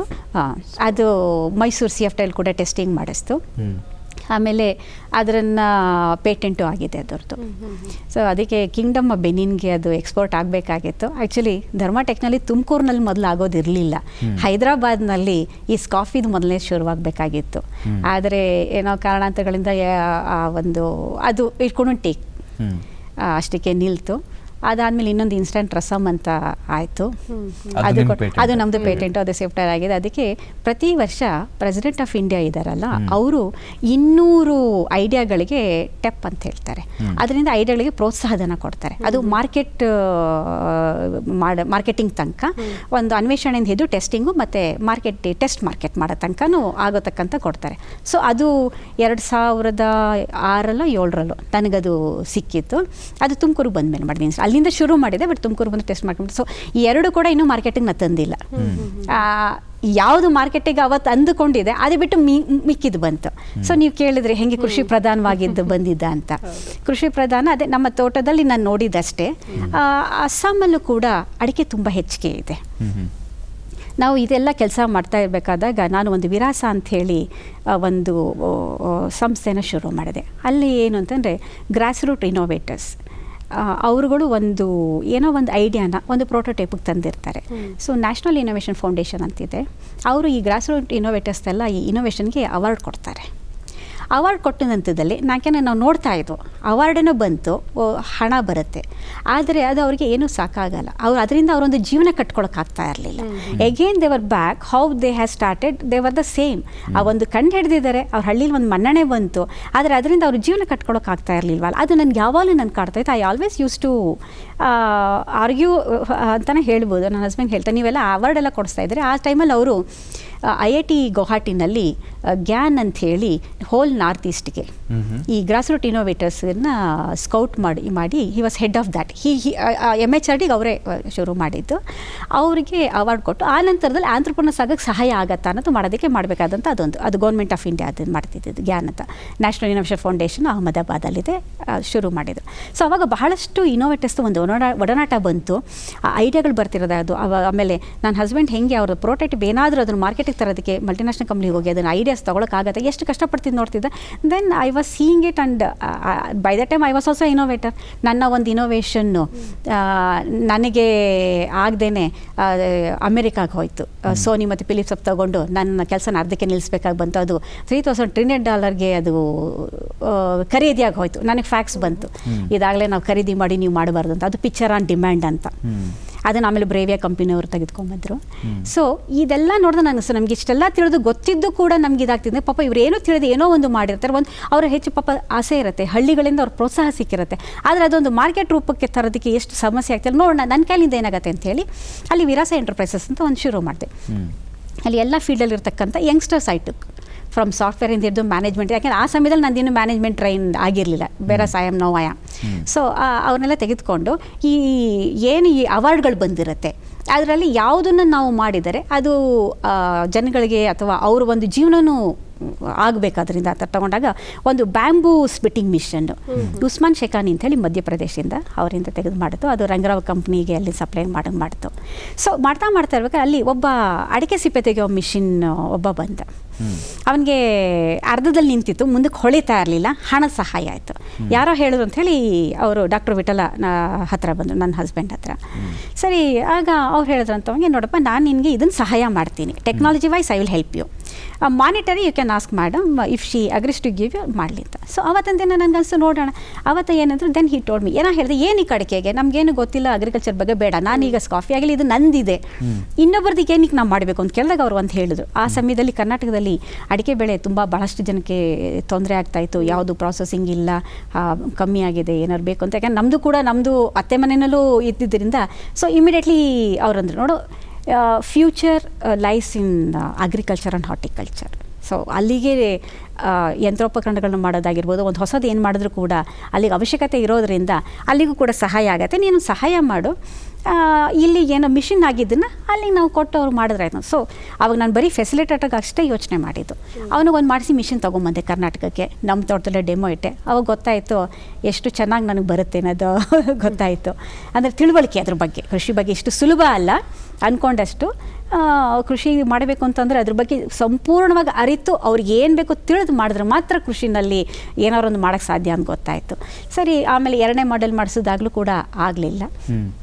ಆವಾಗ then my husband told me, ನೋಡಿ 2 ವರ್ಷ ಕೊಡ್ತೀನಿ, ಹೇಗಿರೂ ಮಾಡಬೇಕು ಅಂತಿದ್ದು ಶುರು ಮಾಡಾಗಿದೆ, 2 ವರ್ಷ ನಾವು ಕರ್ನಾಟಕಕ್ಕೆ ಹೋಗೋಣ. ಯಾಕೆಂದರೆ ಅಡಿಕೆ ಬೆಳೆಯೋದೆಲ್ಲಿ ಕರ್ನಾಟಕದಲ್ಲಿದ್ದು ನೀನು ಅರಿತು ನೋಡು ಮಾಡು. ಯಾಕೆಂದರೆ ಆ್ಯಕ್ಚುಲಿ ಒಂದು ಚಾಲೆಂಜಾಗಿ ಹೇಳಿದ್ರು, ನೀನು ಸುಮ್ಮನೆ ಆಗಲಿಲ್ಲ ಅದಕ್ಕಿಂತ ಮಾಡ್ತೀಯ, ಅವೆರಡು ಬಿಟ್ಟು ಇದು ಮಾಡ್ತೀನಿ ಅಂದರೆ ನೋಡಿ 2 ವರ್ಷ ಕೊಡ್ತೀನಿ, I will support you 2 years. ಆದರೆ ಸಂತೋಷ, ಇಲ್ಲಾಂದರೆ ವಿಲ್ ಕಮ್ ಬ್ಯಾಕ್ ಅಂತ ಹೇಳಿ 2005ರಲ್ಲಿ ಕರ್ನಾಟಕಕ್ಕೆ ಬಂದು ಅಡಿಕೆಗೆ ಮೊದಲು ಪ್ರತಿಯೊಬ್ಬರದ್ದು ಅಡಿಕೆ ಹೇಗೆ ಮಾಡ್ತಾರೆ, ಕೈಯಲ್ಲಿ ಹೇಗೆ ಮಾಡ್ತಾರೆ, ಮಿಷಿನಲ್ಲಿ ಮಾಡಿದ್ರೆ ಯಾವ ಥರ ಮಾಡಬೇಕು. ಸೊ ಅದು ಅಲ್ಲಿಂದ ನನ್ನ ಕಲಿಕೆ ಶುರುವಾಯಿತು. ಅಲ್ಲಿ ತನಕ ಏನೂ ಗೊತ್ತಿರಲಿಲ್ಲ ಕೃಷಿ ಬಗ್ಗೆ. ಬಂದು ಅಡಿಕೆಯಿಂದ ಶುರು ಮಾಡಿ ಈಗ ಬಹಳಷ್ಟಕ್ಕೆ ಏನೇನು ಬೇಕು, ಆಮೇಲೆ ಒಬ್ಬೊಬ್ಬರಾಗಿ ಬರ್ತಾ ಹೋದರು ಯಾವುದಕ್ಕೆ ಏನು ಬೇಕಂತ ಕಲಿಕೆ ನಿರಂತರ ಶುರುವಾಯಿತು, ಈಗಲೂ ನಡೀತಾ ಇದೆ. ಈ ಮೆಕ್ಯಾನಿಕಲ್ ಪ್ರೊಸೆಸ್ನಲ್ಲಿ ನೀವು ಮಾಡ್ತಾ ಇರುವಂಥ ಇನೋವೇಷನ್ಗಳು ಸದ್ಯಕ್ಕೆ ನೋಡಿರುವಂಥದ್ದು, ಮಷಿನರಿಗಳು ಮಾಡಿರುವಂಥದ್ದು. ಇದಕ್ಕಿಂತ ಮುಂಚೆ ಇವರು ಸಾಫ್ಟ್ವೇರ್ ಇಂಜಿನಿಯರ್. ಹೌದು, ಬಹುಶಃ 85-90 ದಶಕದಲ್ಲಿ ನೀವು ಸಾಫ್ಟ್ವೇರ್ ಇಂಜಿನಿಯರಿಂಗ್ ಕಲ್ತಿದ್ದು. ಐ ಥಿಂಕ್ ಸೋನಾಟಾ ಸಾಫ್ಟ್ವೇರ್ಗೆಲ್ಲ ಕೆಲಸ ಮಾಡ್ತೀವಿ. ಹೌದು. ಅಂದರೆ ಆ ಸಾಫ್ಟ್ವೇರ್ನ ಈ ಒಂದು ಹಾರ್ಡ್ವೇರ್ಗೆ ಮೆಷಿನೈಸೇಷನ್ಗೆ ಕಂಬೈನ್ ಮಾಡಬಹುದು ಅಂತ ಇವತ್ತದ್ರ ಅನಿಸ್ತಾ. ಅಫ್ಕೋರ್ಸ್ ಆ ರೀತಿ ಮಷಿನ್ಗಳಿದೆ, ಆದರೆ ಕೃಷಿನಲ್ಲಿ ಆ ರೀತಿಯಾದಂಥ ಸಾಫ್ಟ್ವೇರ್ ಯೂಸೇಜ್ ಬರಬಹುದಾ ಫ್ಯೂಚರಲ್ಲಿ? ಖಂಡಿತವಾಗ್ಲೂ ಇನ್ನೂ ಸ್ವಲ್ಪ ಸಮಯ ಬೇಕಾಗತ್ತೆ ಅದಕ್ಕೆ ಇನ್ನೂ ಕೂಡ. ಯಾಕೆಂದರೆ ಇನ್ನು ಮೆಕ್ಯಾನಿಕಲ್ ಏನಾಗುತ್ತೆ ಅಂತಂದರೆ ಮಾಡಬಹುದು, ಇದು ನ್ಯೂಮ್ಯಾಟಿಕ್ಸ್ ಅವೆಲ್ಲ ಮಾಡಬಹುದು. ಈಗ ಬಹಳಷ್ಟು ಇಂಪೋರ್ಟ್ ಮಾಡ್ಕೊತಾರೆ. ನಮ್ಮ ಇನ್ನೊಂದು ಕಾರಣ ಅದೇ, ಈಗ ಕೃಷಿಗೆ ಬರೋದಕ್ಕೆ ಇಂಪೋರ್ಟ್ ಮಾಡ್ಕೋತಾರೆ ಭಾಳಷ್ಟು ಮಿಷನ್. ಯಾಕೆಂದರೆ ಅದೆಲ್ಲ ತುಂಬ ದೊಡ್ಡ ಅಂದರೆ 50 ಎಕರೆ 100 ಎಕರೆ ಅಂಥದ್ದು ಮಿಷಿನರಿ ಇರುತ್ತೆ. ನಮ್ಮ ಇಂಡಿಯಾದಲ್ಲಿ ಹೇಗೆ ಟೋಪೋಗ್ರಫಿ ಹೇಗಿದೆ, ತುಂಬ ಸಣ್ಣ ರೈತರುಗಳು 5ಕ್ಕಿಂತನೂ ಹೆಚ್ಚು ಕಮ್ಮಿ ಇರ್ತಕ್ಕಂಥ ಹಿಡುವಳಿದಾರಗಳೇ ತುಂಬ ಇರಬೇಕಾರೆ ಅಂತ ದೊಡ್ಡ ಮಿಷನ್ ತೊಗೊಂಬಂದು ಏನು ಮಾಡೋಕ್ಕಾಗತ್ತೆ. ಆಮೇಲೆ ಅಲ್ಲಿದು way of agriculture is different, here is different. ಈಗ ಇಲ್ಲೇನೆ ನಾನು ಅಡಿಕೆ ಶುರು ಮಾಡಿದಾಗ ನಮ್ಮದು ಒಂದೇ ಮಿಷನ್ ಎಲ್ಲ ಕಡೆಗೂ ಆಗಲಿಲ್ಲ. ಒಂದೊಂದು ಏರಿಯಾಗೆ ಒಂದೊಂದು, ಬಯಲುಸೀಮೆಗೆ ಬೇರೆ, ಮಲೆನಾಡಿಗೆ ಬೇರೆ, ಆಮೇಲೆ ಶಿರ್ಸಿ ಕಡೆಗೆ ಹೋದರೆ ಬೇರೆ, ಅಸ್ಸಾಂಗೆ ಹೋದರೆ ಬೇರೆ, MP ಗೆ ಹೋದರೆ ಬೇರೆ. ಸೊ ಕಸ್ಟಮೈಸ್ ಮಾಡಬೇಕು. ಸೊ ದೆನ್ ಮೈ ಹಸ್ಬೆಂಡ್ ನೋಡಿ ನಾವು ಏನೇ ಮಾಡಿದ್ರು ಕೂಡ ನಾವು ಕಸ್ಟಮೈಸ್ ಮಾಡಬೇಕಾಗತ್ತೆ ಈ ಅಗ್ರಿಕಲ್ಚರ್ ಎಸ್ಪೆಷಲಿ. ಸೊ ನಮ್ಮ ಎಲ್ಲ ಮಿಷಿನ್ಗಳು ಈಗ ನಮ್ದು ಎಷ್ಟೇ ಥರ ಮಾಡಿದ್ದೀವಲ್ಲ, ನಮ್ದು ಏನು USP ಅಂತಂದರೆ ಕಸ್ಟಮೈಸ್ ಮಾಡ್ತೀವಿ. So technology is the same, but I customise according to the customer, the region wise. ಆಯಾ ಅಲ್ಲಿನ ಗ್ರಾಹಕರು ಅವರವರ ಅಡಿಕೆಗಳನ್ನು ತಗೊಂಬಂದು, ಅಡಿಕೆ ಆಗಿರಬಹುದು, ಈರುಳ್ಳಿ ಆಗಿರಬಹುದು, ಬ್ಯಾಕ್ ಫಿಲ್ಲಿಂಗ್ ಮಿಷನ್ ಇರಬಹುದು, ಅಥವಾ ಈಗ ಹುಣಸೆ ಹಣ್ಣು ಇರಬಹುದು, ಈಗ ರಿಮೋಟ್ ಕಂಟ್ರೋಲ್ ಸ್ಪ್ರೇ ಒಂದು ಮಾಡ್ತಾ ಇದ್ದೀವಿ. ಪ್ರತಿಯೊಂದು ಕೂಡ ನಾವು ಮಾಡಿರೋ ಪ್ರತಿಯೊಂದು ಮಿಷನ್ ಕೂಡ ನಾವು ಒಂದೇ ಥರ ನೋಡ್ರ technology will be the same ಅಷ್ಟೇ.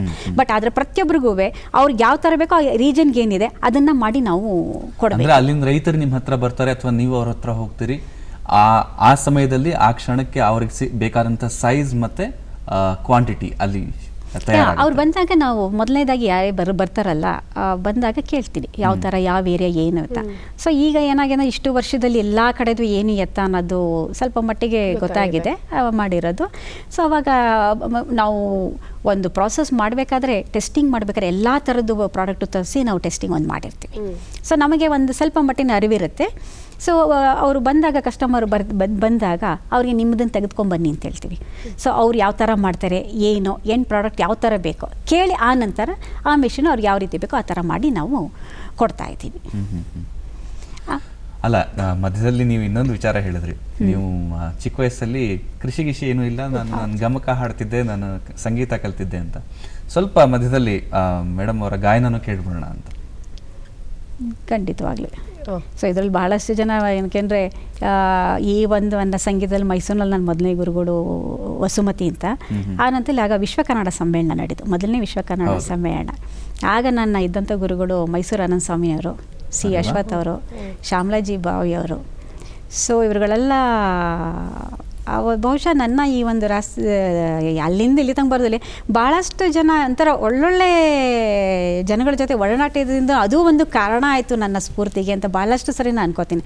I was fortunate enough to get these very famous and ಒಂಥರ ಸ್ಫೂರ್ತಿ ಕೊಡ್ತಕ್ಕಂಥ ಮಹನೀಯರುಗಳು. ಅಲ್ಲಿ ಕರ್ನಾಟಕಿ ಶಾಸ್ತ್ರೀಯ ಸಂಗೀತ. ಹೌದು, ಕರ್ನಾಟಕದಲ್ಲೇ ಕಲ್ತಿದ್ದು. ಓಕೆ, ಹಾಡಿ ಮೇಡಮ್. ಇದರಲ್ಲಿ ನನಗೆ ಬಹಳ ಒಂದು ಕಾಡೋದು ಅಂತಲೂ ಹೇಳ್ಬೋದು, ಇಷ್ಟವಾಗಿರೋದು ಒಂದು ಭಾವಗೀತೆ ಅಂತಲೇ ಹೇಳ್ಬೋದು. ಒಂದೆರಡು ಲೈನ್ ಹೇಳಕ್ಕೆ ಇಷ್ಟಪಡ್ತೀನಿ. ಎಲ್ಲೋ ಹುಡುಕಿದೆ ಇಲ್ಲದ ದೇವರ ಕಲ್ಲು ಮಣ್ಣುಗಳ ಗುಡಿಯೊಳಗೆ, ಇಲ್ಲೇ ಇರುವ ಪ್ರೀತಿ ಸ್ನೇಹಗಳ, ಇಲ್ಲೇ ಇರುವ ಪ್ರೀತಿ ಸ್ನೇಹಗಳ ಗುರುತಿಸದಾದೆವು ಎಮ್ಮೊಳಗೆ. ಎಲ್ಲೋ ಹುಡುಕಿದೆ ಇಲ್ಲದ ದೇವರ ಕಲ್ಲು ಮಣ್ಣುಗಳ ಗುಡಿಯೊಳಗೆ,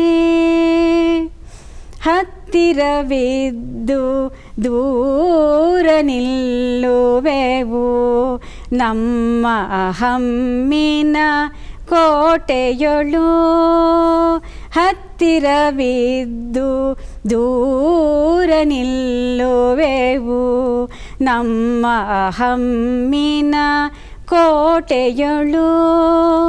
ಎಷ್ಟು ಕಷ್ಟವೋ ಹೊಂದಿಕೆ ಎಂಬುದು, ಎಷ್ಟು ಕಷ್ಟವೋ ಹೊಂದಿಕೆ ಎಂಬುದು, 4 ದಿನದ ಈ ಬದುಕಿನಲ್ಲಿ. ಎಷ್ಟು ಕಷ್ಟವೋ ಹೊಂದಿಕೆ ಎಂಬುದು, 4 ದಿನದ ಈ ಬದುಕಿನಲ್ಲಿ. ಎಲ್ಲೋ ಹುಡುಕಿದೆ ಇಲ್ಲದ ದೇವರ ಕಲ್ಲು ಮಣ್ಣುಗಳ ಗುಡಿಯೊಳಗೆ.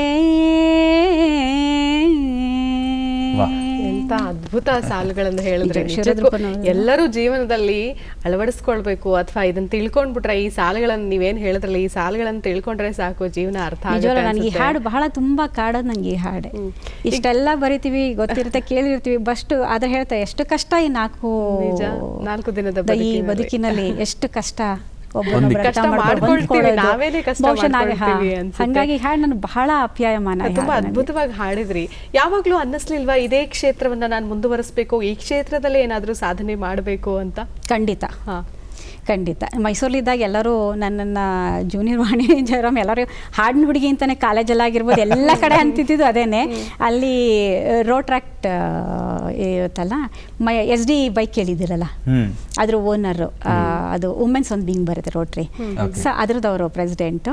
ನಾನು NSS ಅಲ್ಲಿದ್ದೆ. ನನ್ನ ಒಬ್ಬರು ಟೀಚರ್ ಕೂಡ ಇದರಲ್ಲಿದ್ದರು, ರೋಟ್ರಾ ಇದರಲ್ಲಿದ್ದಾಗ. NSS ಇದ್ದಾಗ ನಮ್ಮನ್ನು ಎಲ್ಲ ಕಡೆ ತುಂಬ ಸೋಷಿಯಲ್ ವರ್ಕ್ ಮಾಡಿ ಕರ್ಕೊಂಡು ಹೋಗ್ತಿದ್ರು. ಈ ಕುಷ್ಠರೋಗ ಇರೋದು ಆಶ್ರಮ ಆಗಿರ್ಬೋದು, ಆಮೇಲೆ ಜೈಲು. ಆ ಜೈಲು ನನ್ನ ಇನ್ನೊಂದು ಹವ್ಯಾಸ ಅಂತಂದರೆ ಹೆಚ್ಚು ಜಾಗಗಳಿಗೆ ಹೋಗೋದು, ಅಲ್ಲಿನ ಅರಿತುಕೊಳ್ಳೋದು. ನನಗದು ಬಹಳ ಇಷ್ಟ. ಅಲ್ಲಿ ಜೈಲಲ್ಲಿ ನೋಡ್ತಿದ್ದೆ ಹೆಂಗಸರುಗಳು ಮಕ್ಕಳನ್ನ ಇಟ್ಕೊಂಡಿರೋರು, ಅವರಿಗೆಲ್ಲ ಆಟ ಆಡಿಸ್ಬೋದು. ನಾನು ಜಸ್ಟ್ ಐ ವಾಸ್ ಸ್ಟಡಿಂಗ್. ಆವಾಗಲಿಂದ ಮನಸ್ಸು ಬಹಳ ಅನ್ಸೋದು, ಇವ್ರಿಗೆಲ್ಲ ಏನು ಮಾಡೋಕ್ಕಾಗಲ್ವ, ಇವ್ರಿಗೇನಾದ್ರು ಒಂದು ವೃತ್ತಿ ಕೊಡೋದು ವಾಸಿ ಅಲ್ವಾ. ಬಹುಶಃ ಅವೆಲ್ಲ ಕಾರಣ ಆಯಿತು ಅನ್ಸತ್ತೆ ಇದು ಮಾಡೋದಕ್ಕೆ. ಇದೆಲ್ಲ ನೋಡ್ತಾ ಇದ್ದಿದ್ದು ಏನೋ ಒಂದು, ಯಾರೋ ಒಬ್ಬರು ಸುಮ್ಮನೆ ಇರಬಾರ್ದು, ಯಾರಿಗೊಂದು ವೃತ್ತಿ ಅಂತವನವ್ರು ಒಂದು ಏನದು ಅವ್ರ ಕೈಲಾಗತ್ತೆ ಮಾಡಿದ್ರೆ ಬಹುಶಃ ಈ ಒಂದು ಸಂದರ್ಭಗಳು ಬರಲ್ವೇನೋ ಅನ್ನೋದು ಅದು ಅವಾಗಲಿಂದ ಇತ್ತು ಅನ್ಸುತ್ತೆ. ಅವೆಲ್ಲ ಮಾಡ್ತಾ ಹಾಗಾಗಿ ಎಲ್ಲ ಕಡೆನೂ ಹಾಡು ಅನ್ನೋದೇ ಒಂದಿತ್ತು. ನನಗೆ ನ್ಯೂಸ್ ರೀಡರ್ ಆಗಬೇಕು ಅಂತ ಭಾಳ ಇಷ್ಟ ಆಯಿತು. ಮಲ್ಟಿ ಪರ್ಸನಾಲಿಟಿ ನನಗೆ ನ್ಯೂಸ್ ರೀಡರ್ ಆಗಬೇಕು ಅಂತ, ಯಾಕಂದ್ರೆ ಎಲ್ಲ ವಾಯ್ಸ್ ಚೆನ್ನಾಗಿದೆ ಅಂತ ಹೇಳ್ತಿದ್ರಲ್ಲ. ಆಗಷ್ಟೇ TV ಬಂದಿತ್ತಲ್ವಾ, ಹಿಂದಿನಲ್ಲಿ ಮೀನು ಅವರೆಲ್ಲ ಇದ್ರು ನೋಡಿ.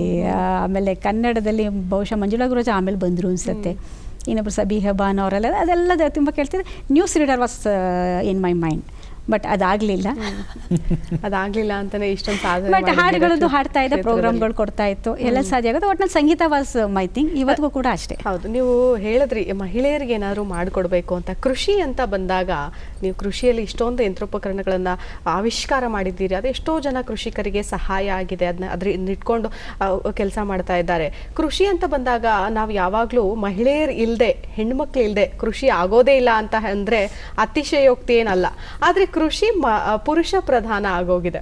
ಮೋಸ್ಟ್ಲಿ ಎಲ್ಲ ಮಾಡ್ಬಿಟ್ಟು ಮಾರ್ಕೊಂಡು ಬಾ ಅಂತ ಗಂಡನ್ ಕಳಿಸ್ತಾರೆ, ಆ ಕಾರಣಕ್ಕೋಸ್ಕರ ಆ ರೀತಿಯಾಗಿ ಆಗಿದೆಯಾ? ಅದ್ರ ಬಗ್ಗೆ ಏನು ಹೇಳ್ತೀರಾ? ಮಹಿಳೆಯ ಶಕ್ತಿ ಕೃಷಿಯಲ್ಲಿ ಎಷ್ಟರ ಮಟ್ಟಿಗಿದೆ, ಅವರ ಒಂದು ಸಾಧನೆ, ಅದ್ರ ಬಗ್ಗೆ ಹೇಳಿ.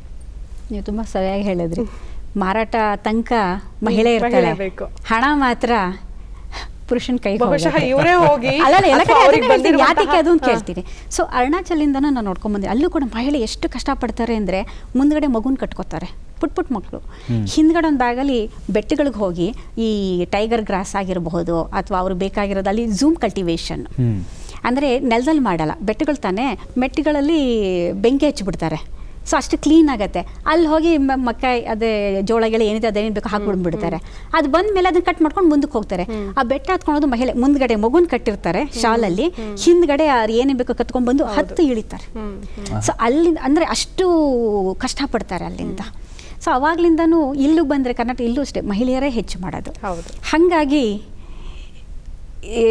ಫೀಲ್ಡಲ್ಲಿ ಯಾವತ್ತು ಮಹಿಳೆಯರದೇ ಹೆಚ್ಚು ಕೆಲಸ. ಅದು ಒಟ್ಲಾಕೋದಿರಬಹುದು, ಅಥವಾ ಬಿತ್ತನೆ ಮಾಡೋದಿರಬಹುದು, ಕಳೆ ತೆಗೆಯೋದಿರ್ಬೋದು, ಹಾರ್ವೆಸ್ಟು, ತೂರೋದು ಅಂದರೆ ಹೇಳೋದು ಹೋದರೆ ಪ್ರಾಸೆಸಿಂಗ್ ಟಿಲ್ ಮಾರ್ಕೆಟಿಂಗ್ ಮಾತ್ರ ಗಂಡ ಬರ್ತಾರೆ, ಹಣ ಅವ್ರ ಕೈಗೆ ಹೋಗ್ತಾ ಇದೆ, ಇವ್ರಿಗೆ ಬರಲ್ಲ ಅಲ್ಲ.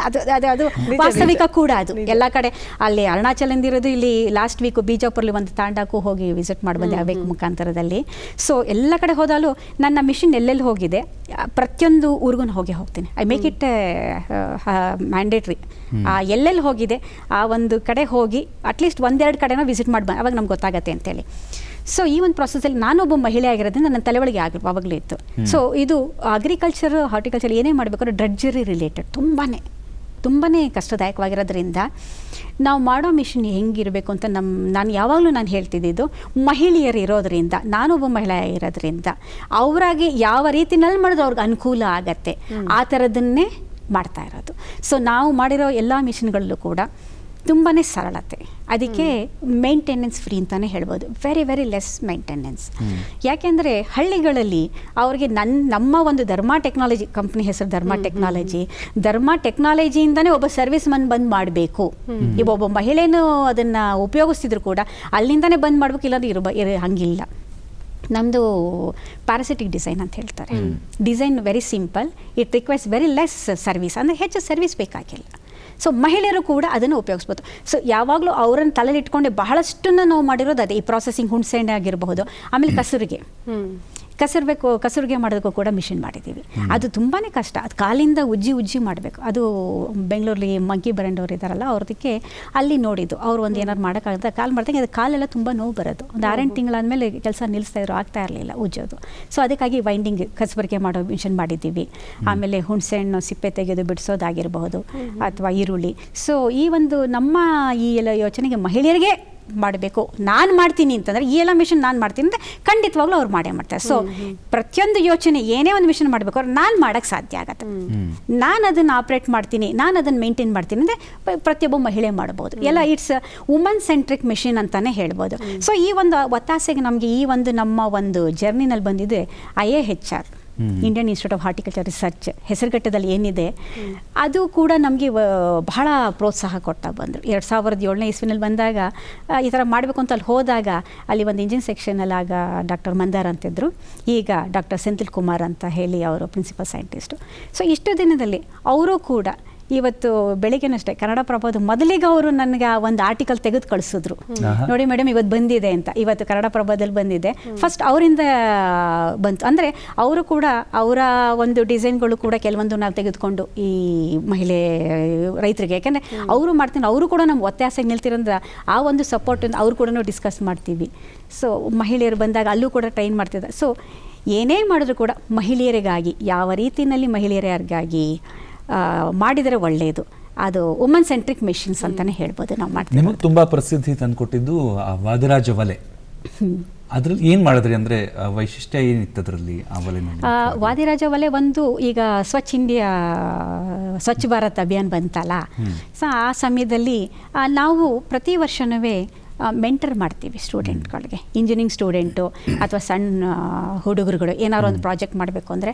ಆಮೇಲೆ ವುಮನ್ ಆಂಟ್ರಪ್ರನರ್ಸ್ ಆಗಿರ್ಬೋದು, ಏನೇ ಅಂದ್ರೆ ನಾನು ಹಿಂದೆ ಹೇಳ್ದಂಗೆ ಇನೋವೇಟರ್ಗೆ ಒಂದು ಪ್ಲಾಟ್ಫಾರ್ಮ್ ಸಿಗಲ್ಲ, ಅವ್ರದನ್ನು ಪ್ರಾಡಕ್ಟ್ ತೊಗೊಂಬರೋಕ್ಕೆ ಅಂತ. ಅದನ್ನು ಮನಗಾಣಿ ನಮ್ಮ ಧರ್ಮ ಟೆಕ್ನಾಲಜಿ ನಮ್ದು ಇನ್ನೊಂದು ಏನು ಅಂತಂದರೆ ಇನೋವೇಟರ್ಸ್ಗೆ ಸಹಾಯ ಮಾಡಬೇಕು. ಸಹಾಯ in the sense not only monetary ಆಮೇಲೆ ಯಾರು ಬರ್ತಾರೆ, ಅದಕ್ಕಿಂತ ಮುಂಚಿತವಾಗಿ ಅವ್ರು ಏನೋ ಒಂದು ಮಾಡಿರ್ತಾರೆ ಐಡಿಯಾ ಡಿಸ್ಕಸ್ ಮಾಡೋದಕ್ಕೆ, ಹೌದು ನೀವು ಮಾಡು ತಟ್ಟಿ ಇದಾಗತ್ತೆ ಅಂತ ಹೇಳೋರೊಬ್ರು ಬೇಕಾಗಿದೆ, ಇದರ ಅವಶ್ಯಕತೆ ಇದು ಮಾಡು ಅಂತ ಹೇಳಿ.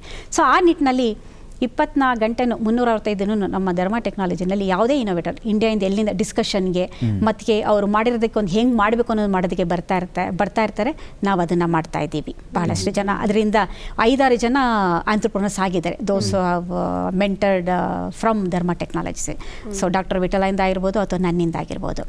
ಹಾಗೆ ಇಂಜಿನಿಯರಿಂಗ್ ಸ್ಟೂಡೆಂಟ್ಸ್ಗೆ ವರ್ಷಕ್ಕೆ 2-3 ಇಂಜಿನಿಯರಿಂಗ್ ಸ್ಟೂಡೆಂಟ್ಗಳಿಗೆ ಹೆಲ್ಪ್ ಮಾಡ್ತೀವಿ, ಮೆಂಟರ್ ಮಾಡ್ತೀವಿ. ಸೊ ಆ ಥರ ಒಂದು ಇಂಜಿನಿಯರಿಂಗ್ ಸ್ಟೂಡೆಂಟ್ಗೆ ಏನೋ ಒಂದು ಫ್ಯೂಯಲ್ ಸ್ವಚ್ಛ ಭಾರತ್ ಅಭಿಯಾನ ಬರ್ತಿತ್ತು. ಆವಾಗ ಅವರು ಬಂದಾಗ ಹೇಳಿದ್ರು ಯಾತಕ್ಕೆ ಒಂದು ಒಲೆ ಮಾಡಬಹುದು ಈ ಥರದ್ದು ಅಂತ. ಯಾಕೆಂದರೆ ಮನೆಯಲ್ಲಿ ಘನತ್ಯಾಜ್ಯಗಳು ಇದ್ದೇ ಇರುತ್ತೆ, ಏನು ಇಲ್ಲಾಂದರೆ ತೆಂಗಿನ ಚಿಪ್ಪು ಅದು ಇದು ಇರುತ್ತೆ. ಅದನ್ನು ರಸ್ತೆಯಲ್ಲಿ ಹಾಕೋ ಬದಲಿಗೆ ಮನೇಲಿ ಒಂದು ಸಣ್ಣ ಬಾಲ್ಕನಿ ಒಂದು ಇದೇ ಇರುತ್ತಲ್ಲ. ಸೊ ಈ ಒಲೆನಲ್ಲಿ ಎಫಿಷಿಯನ್ಸಿ ತುಂಬ ಚೆನ್ನಾಗಿದೆ. ಆಮೇಲೆ ಇದನ್ನು ಊದೋ ಅವಶ್ಯಕತೆ ಇಲ್ಲ. ಮೊದಲಿಗೆ ಹಚ್ಚಿಬಿಟ್ರೆ ಅದರಲ್ಲಿ ಗಾಳಿನ ಒಂದು ಮೇಂಟೈನ್ ಮಾಡಿದ್ರೆ ಅದೇ ಪ್ರೈಮರಿ ಸೆಕೆಂಡರಿ ಅಷ್ಟೇ ಅದನ್ನು ಮಾಡಿದ್ರೆ ತಾನು ಉರ್ಕೋತಾ ಹೋಗುತ್ತೆ. ಅದಕ್ಕೇನು ಆಕ್ಸಿಜನ್ ಅದು ಸರಿಯಾದ ಪ್ರಮಾಣದಲ್ಲಿ ಬಂದರೆ ಊದೋ ಅವಶ್ಯಕತೆ ಬರಲ್ಲ. ಆಮೇಲೆ ಹೊಗೆ ತುಂಬ ಮಟ್ಟಿಗೆ ಶುರುವಲ್ಲಿ ಬರುತ್ತೆ, ಆಮೇಲೆ ಹೊಗೆ ಬರಲ್ಲ. So efficiency rate is very high. So ಹಾಗಾಗಿ ಆ ಹುಡುಗರಿಗಾಗಿ ಅದು ತಯಾರಾದಂತಹ ವಾದಿರಾಜ ಒಲೆ ಅದು ಎಲ್ಲ ಕಡೆ ಹೆಚ್ಚು ಹೆಸರು ಪಡೀತು. ಆಮೇಲೆ ಮೊನ್ನೆ ನೆರೆ ಸಂತ್ರಸ್ತರಿಗೆಲ್ಲ ರೆಡ್ ಕ್ರಾಸ್ ಮುಖಾಂತರ ಎಲ್ಲ ಕಡೆಗೂ ಕೊಡ್ತು. ಹಾಗಾಗಿ ಅದೊಂದು ರೀತಿಯಲ್ಲಿ ಅದೊಂದು ಏನೋ ಒಂದು ಏನು ಹೇಳ್ತಾರೆ ಗಿವಿಂಗ್ ಬ್ಯಾಕ್ ಟು ಸೊಸೈಟಿ, ಸಮಾಜದ ಕಳಕಳಿಯಿಂದ ಅದನ್ನು ಮಾಡಿದ್ದು. ಅದೇ ರೀತಿಯಲ್ಲಿ ಇನ್ನೊಂದು ವರಾಹ ಅಂತ, ಅದು ಕೂಡ ಸ್ಟೂಡೆಂಟ್ ಇದೆ, ಅವ್ರನ್ನೂ ಕೂಡ ಇನ್ಕ್ಯುಬೇಟ್ ಮಾಡಿದ್ದೀವಿ. ವರಾಹ ಅನ್ನೋದು ಕಿಚನ್ ವೇಸ್ಟು ಮ್ಯಾನೇಜ್ಮೆಂಟ್. ಅಂದರೆ ಬರೀ ತ್ಯಾಜ್ಯ ಕೊಟ್ಟರೆ ಇದು ವೇಸ್ಟ್ಗೂ ಕೊಡಬೇಕಲ್ವ, ಹೊರಗಡೆ ಕೊಡೋ ಅವಶ್ಯಕತೆ ಇಲ್ಲ. ಮನೆಯಲ್ಲಿ ಎಲ್ಲ ಅನ್ಬೋದು ನಮಗೆ ತೋಟ ಇಲ್ಲ ಅಂತ ಒಂದು 5-6 ಪಾಟಾರ್ ಇದ್ದೇ ಇರುತ್ತಾ, ಒಂದು 10 ಪಾಟ ಒಂದು ಗ್ರೋ ಬ್ಯಾಗ್ಸ್ ಇದ್ದೇ ಇರುತ್ತಲ್ವ. ಕಿಚನಲ್ಲಿ ಸಾಮಾನ್ಯವಾಗಿ ಒಂದು ಮನೆಯಲ್ಲಿ ಒಂದು 250 ರಿಂದ 250 ಗ್ರಾಮ್ ಸಿಗತ್ತಷ್ಟೇ. ಅದನ್ನು ಹಾಕಿ ಮನೆಯಲ್ಲೇ ಗೊಬ್ಬರ ತಯಾರು ಮಾಡಿಸೋದು. ಸೊ ಇದು ಸ್ಟೂಡೆಂಟ್ಗಾಗಿ ಮಾಡ್ತಕ್ಕಂಥ ಇವೆರಡು ಪ್ರಾಡಕ್ಟ್ಗಳು ಬಂದಿರೋದು ಮಾರ್ಕೆಟಿಗೆ. ನೀವು ಈ ಒಂದು ಇನೋವೇಟರ್ಸ್ ಮತ್ತು ಅದನ್ನು ಖರೀದಿ ಮಾಡ್ತಕ್ಕಂಥವ್ರು ಅಥವಾ ಅದನ್ನು ದೊಡ್ಡ ಮಟ್ಟದಲ್ಲಿ ಅದನ್ನು ಬೆಳೆಸ್ತಕ್ಕಂಥವ್ರು, ಇವೆರಡರ ಮಧ್ಯೆ ಒಬ್ಬ ಮೀಡಿಯೇಟರ್ ಆಗಿ ನಿಂತ್ಕೋತೀರಿ. ಅಂದರೆ ಇವರನ್ನ ಅವರಿಗೆ ಕನೆಕ್ಟ್ ಮಾಡೋದು ಅಥವಾ ಈ ಒಂದು ಪ್ರಾಡಕ್ಟ್ಗಳನ್ನು ಅವರಿಗೆ ಹೌದು ಇಂಥ ಒಂದು ಇನೋವೇಷನನ್ನು ಈ ಜನ ಮಾಡಿದ್ದಾರೆ ಅನ್ನುವಂಥ ಕೆಲಸ ಮಾಡೋದ್ರ ಮುಖಾಂತರ ಕೂಡ ಬಹಳಷ್ಟು ಜನರಿಗೆ ನೀವು ಒಂದು ದಾರಿದೀಪ ಆಗಿದೆ. ಪ್ರಯತ್ನ ಅಂತೂ ಇದೆ. ಯಾಕೆಂದರೆ ನಮ್ಮದು ಇದ್ದೇ ಇದೆ, ಎಲ್ಲವೂ ಪ್ರತಿಯೊಂದನ್ನು ನಾವೇ ಮಾಡ್ತೀವಿ ಅಂತ ಹೇಳೋಕ್ಕಾಗಲ್ಲ. ನಮ್ಮದೇ ಒಂದು ಲಿಮಿಟೇಷನ್ಸ್ ಇರುತ್ತೆ. ಯಾಕೆಂದರೆ ನಾವು ಬಿಸ್ನೆಸ್ ಮಾಡಿ ಒಂದು ಪ್ರಾಡಕ್ಟ್ ಇಟ್ಕೊಂಡು ಮಾಡಿದಾಗ ಆಗುತ್ತೆ, ಬಟ್ ನಮ್ದು ಹಂಗಲ್ಲ, ಯೋಚನೆಗಳು ಹಲವಾರು, ಹೊಸದು ಹೆಚ್ಚಿಗೆ ಕೊಡಬೇಕು ಅಂತ. ಸೊ ನಮ್ಮದೇನು ಹೆಚ್ಚು ಟೆಕ್ನಾಲಜಿಗಳನ್ನ ಪರ್ಪಸ್ ಏನು, ಈಗೇನೋ ಒಂದು ಸಮಸ್ಯೆ ಆಗಿದೆ, ಅದಕ್ಕೊಂದು ಪರಿಹಾರ, ನಮ್ಮದೇ ಆದ ರೀತಿಯಲ್ಲಿ ಒಂದು ಪರಿಹಾರ ನಮ್ಮ ಕೆಪಾಸಿಟಿ ಒಳಗೆ. So it's not A product oriented. ಅದನ್ನು ಪ್ರೊಡಕ್ಷನ್ ಮಾಡಿ ಹೆಚ್ಚು ಅದರಲ್ಲಿ ಬಿಸ್ನೆಸ್ ರೂಪದಲ್ಲಿ ನಾವು ಅದನ್ನು ನೋಡ್ತಾ ಇಲ್ಲ. ಹೆಚ್ಚು ಟೆಕ್ನಾಲಜಿಗಳು ತರಬೇಕು. ಇನ್ ದ ಪ್ರಾಸೆಸ್ ನಮ್ಮ ಹತ್ರ ಇಲ್ಲ, ಯಾರೊಬ್ಬರು ಮಾಡ್ತಾ ಇದ್ದಾರೆ, ಅವ್ರಿಗೂ ಕೂಡ ಮುಂದೆ ಬರಲಿ. ಯಾಕೆಂದರೆ ಈ ಒಂದು ಕ್ಷೇತ್ರದಲ್ಲಿ ಇನ್ನೂ ತುಂಬ ಜನ ಬರೋ ಅವಶ್ಯಕತೆ ಇದೆ.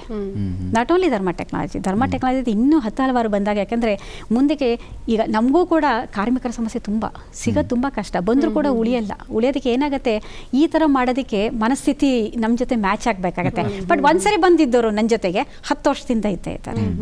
ಯಾಕೆಂದ್ರೆ ಇದ್ರಲ್ಲಿ ಒಂಥರ ಅವ್ರಿಗೊಂಥರ ಸಂತೋಷ ಅನಿಸುತ್ತೆ, ಮಾಡಿದಾಗ ಹೊಸಗಡೆ ಹೋದಾಗ ಅಲ್ಲಿ ಅಪ್ರಿಸಿಯೇಷನ್ ಸಿಕ್ಕಿದಾಗ ಅವ್ರಿಗೂ ಒಂದು ಓಹೋ ನಾ ಏನೋ ಕೆಲಸ ಮಾಡಿದ್ರೆ ಜನಗಳಿಂದ ಮನ್ನಣೆ ಸಿಗ್ತಂದು ಅವ್ರಿಗೂ ಒಂದು ಇರುತ್ತೆ. ಸೊ ಯಾರು ಅದನ್ನು ಎಂಜಾಯ್ ಮಾಡ್ತಾರೆ ಅಂಥವ್ರು ಮಾತ್ರ ನಮ್ಮ ಹತ್ರ ಸಿಗುತ್ತೆ. ಸೊ ಹಾಗಾಗಿ ನಾವು ಎಲ್ಲರನ್ನೂ ಸೇರಿಸ್ಕೊಂಡು ಮಾಡೋಕ್ಕೂ ಆಗಲ್ಲ ಒಟ್ಟಿಗೆ. ಸೊ ಅದು ಕಸ್ಟಮೈಸು ಮಾಡಬೇಕು, ಬಂದವ್ರು ಯಾವ ಥರದ ಅದನ್ನು ಕೇಳಿ ಅದ್ರ ತಕ್ಕಂಗೆ ಅವ್ರು ಸ್ಯಾಟಿಸ್ಫೈ ಮಾಡಬೇಕು.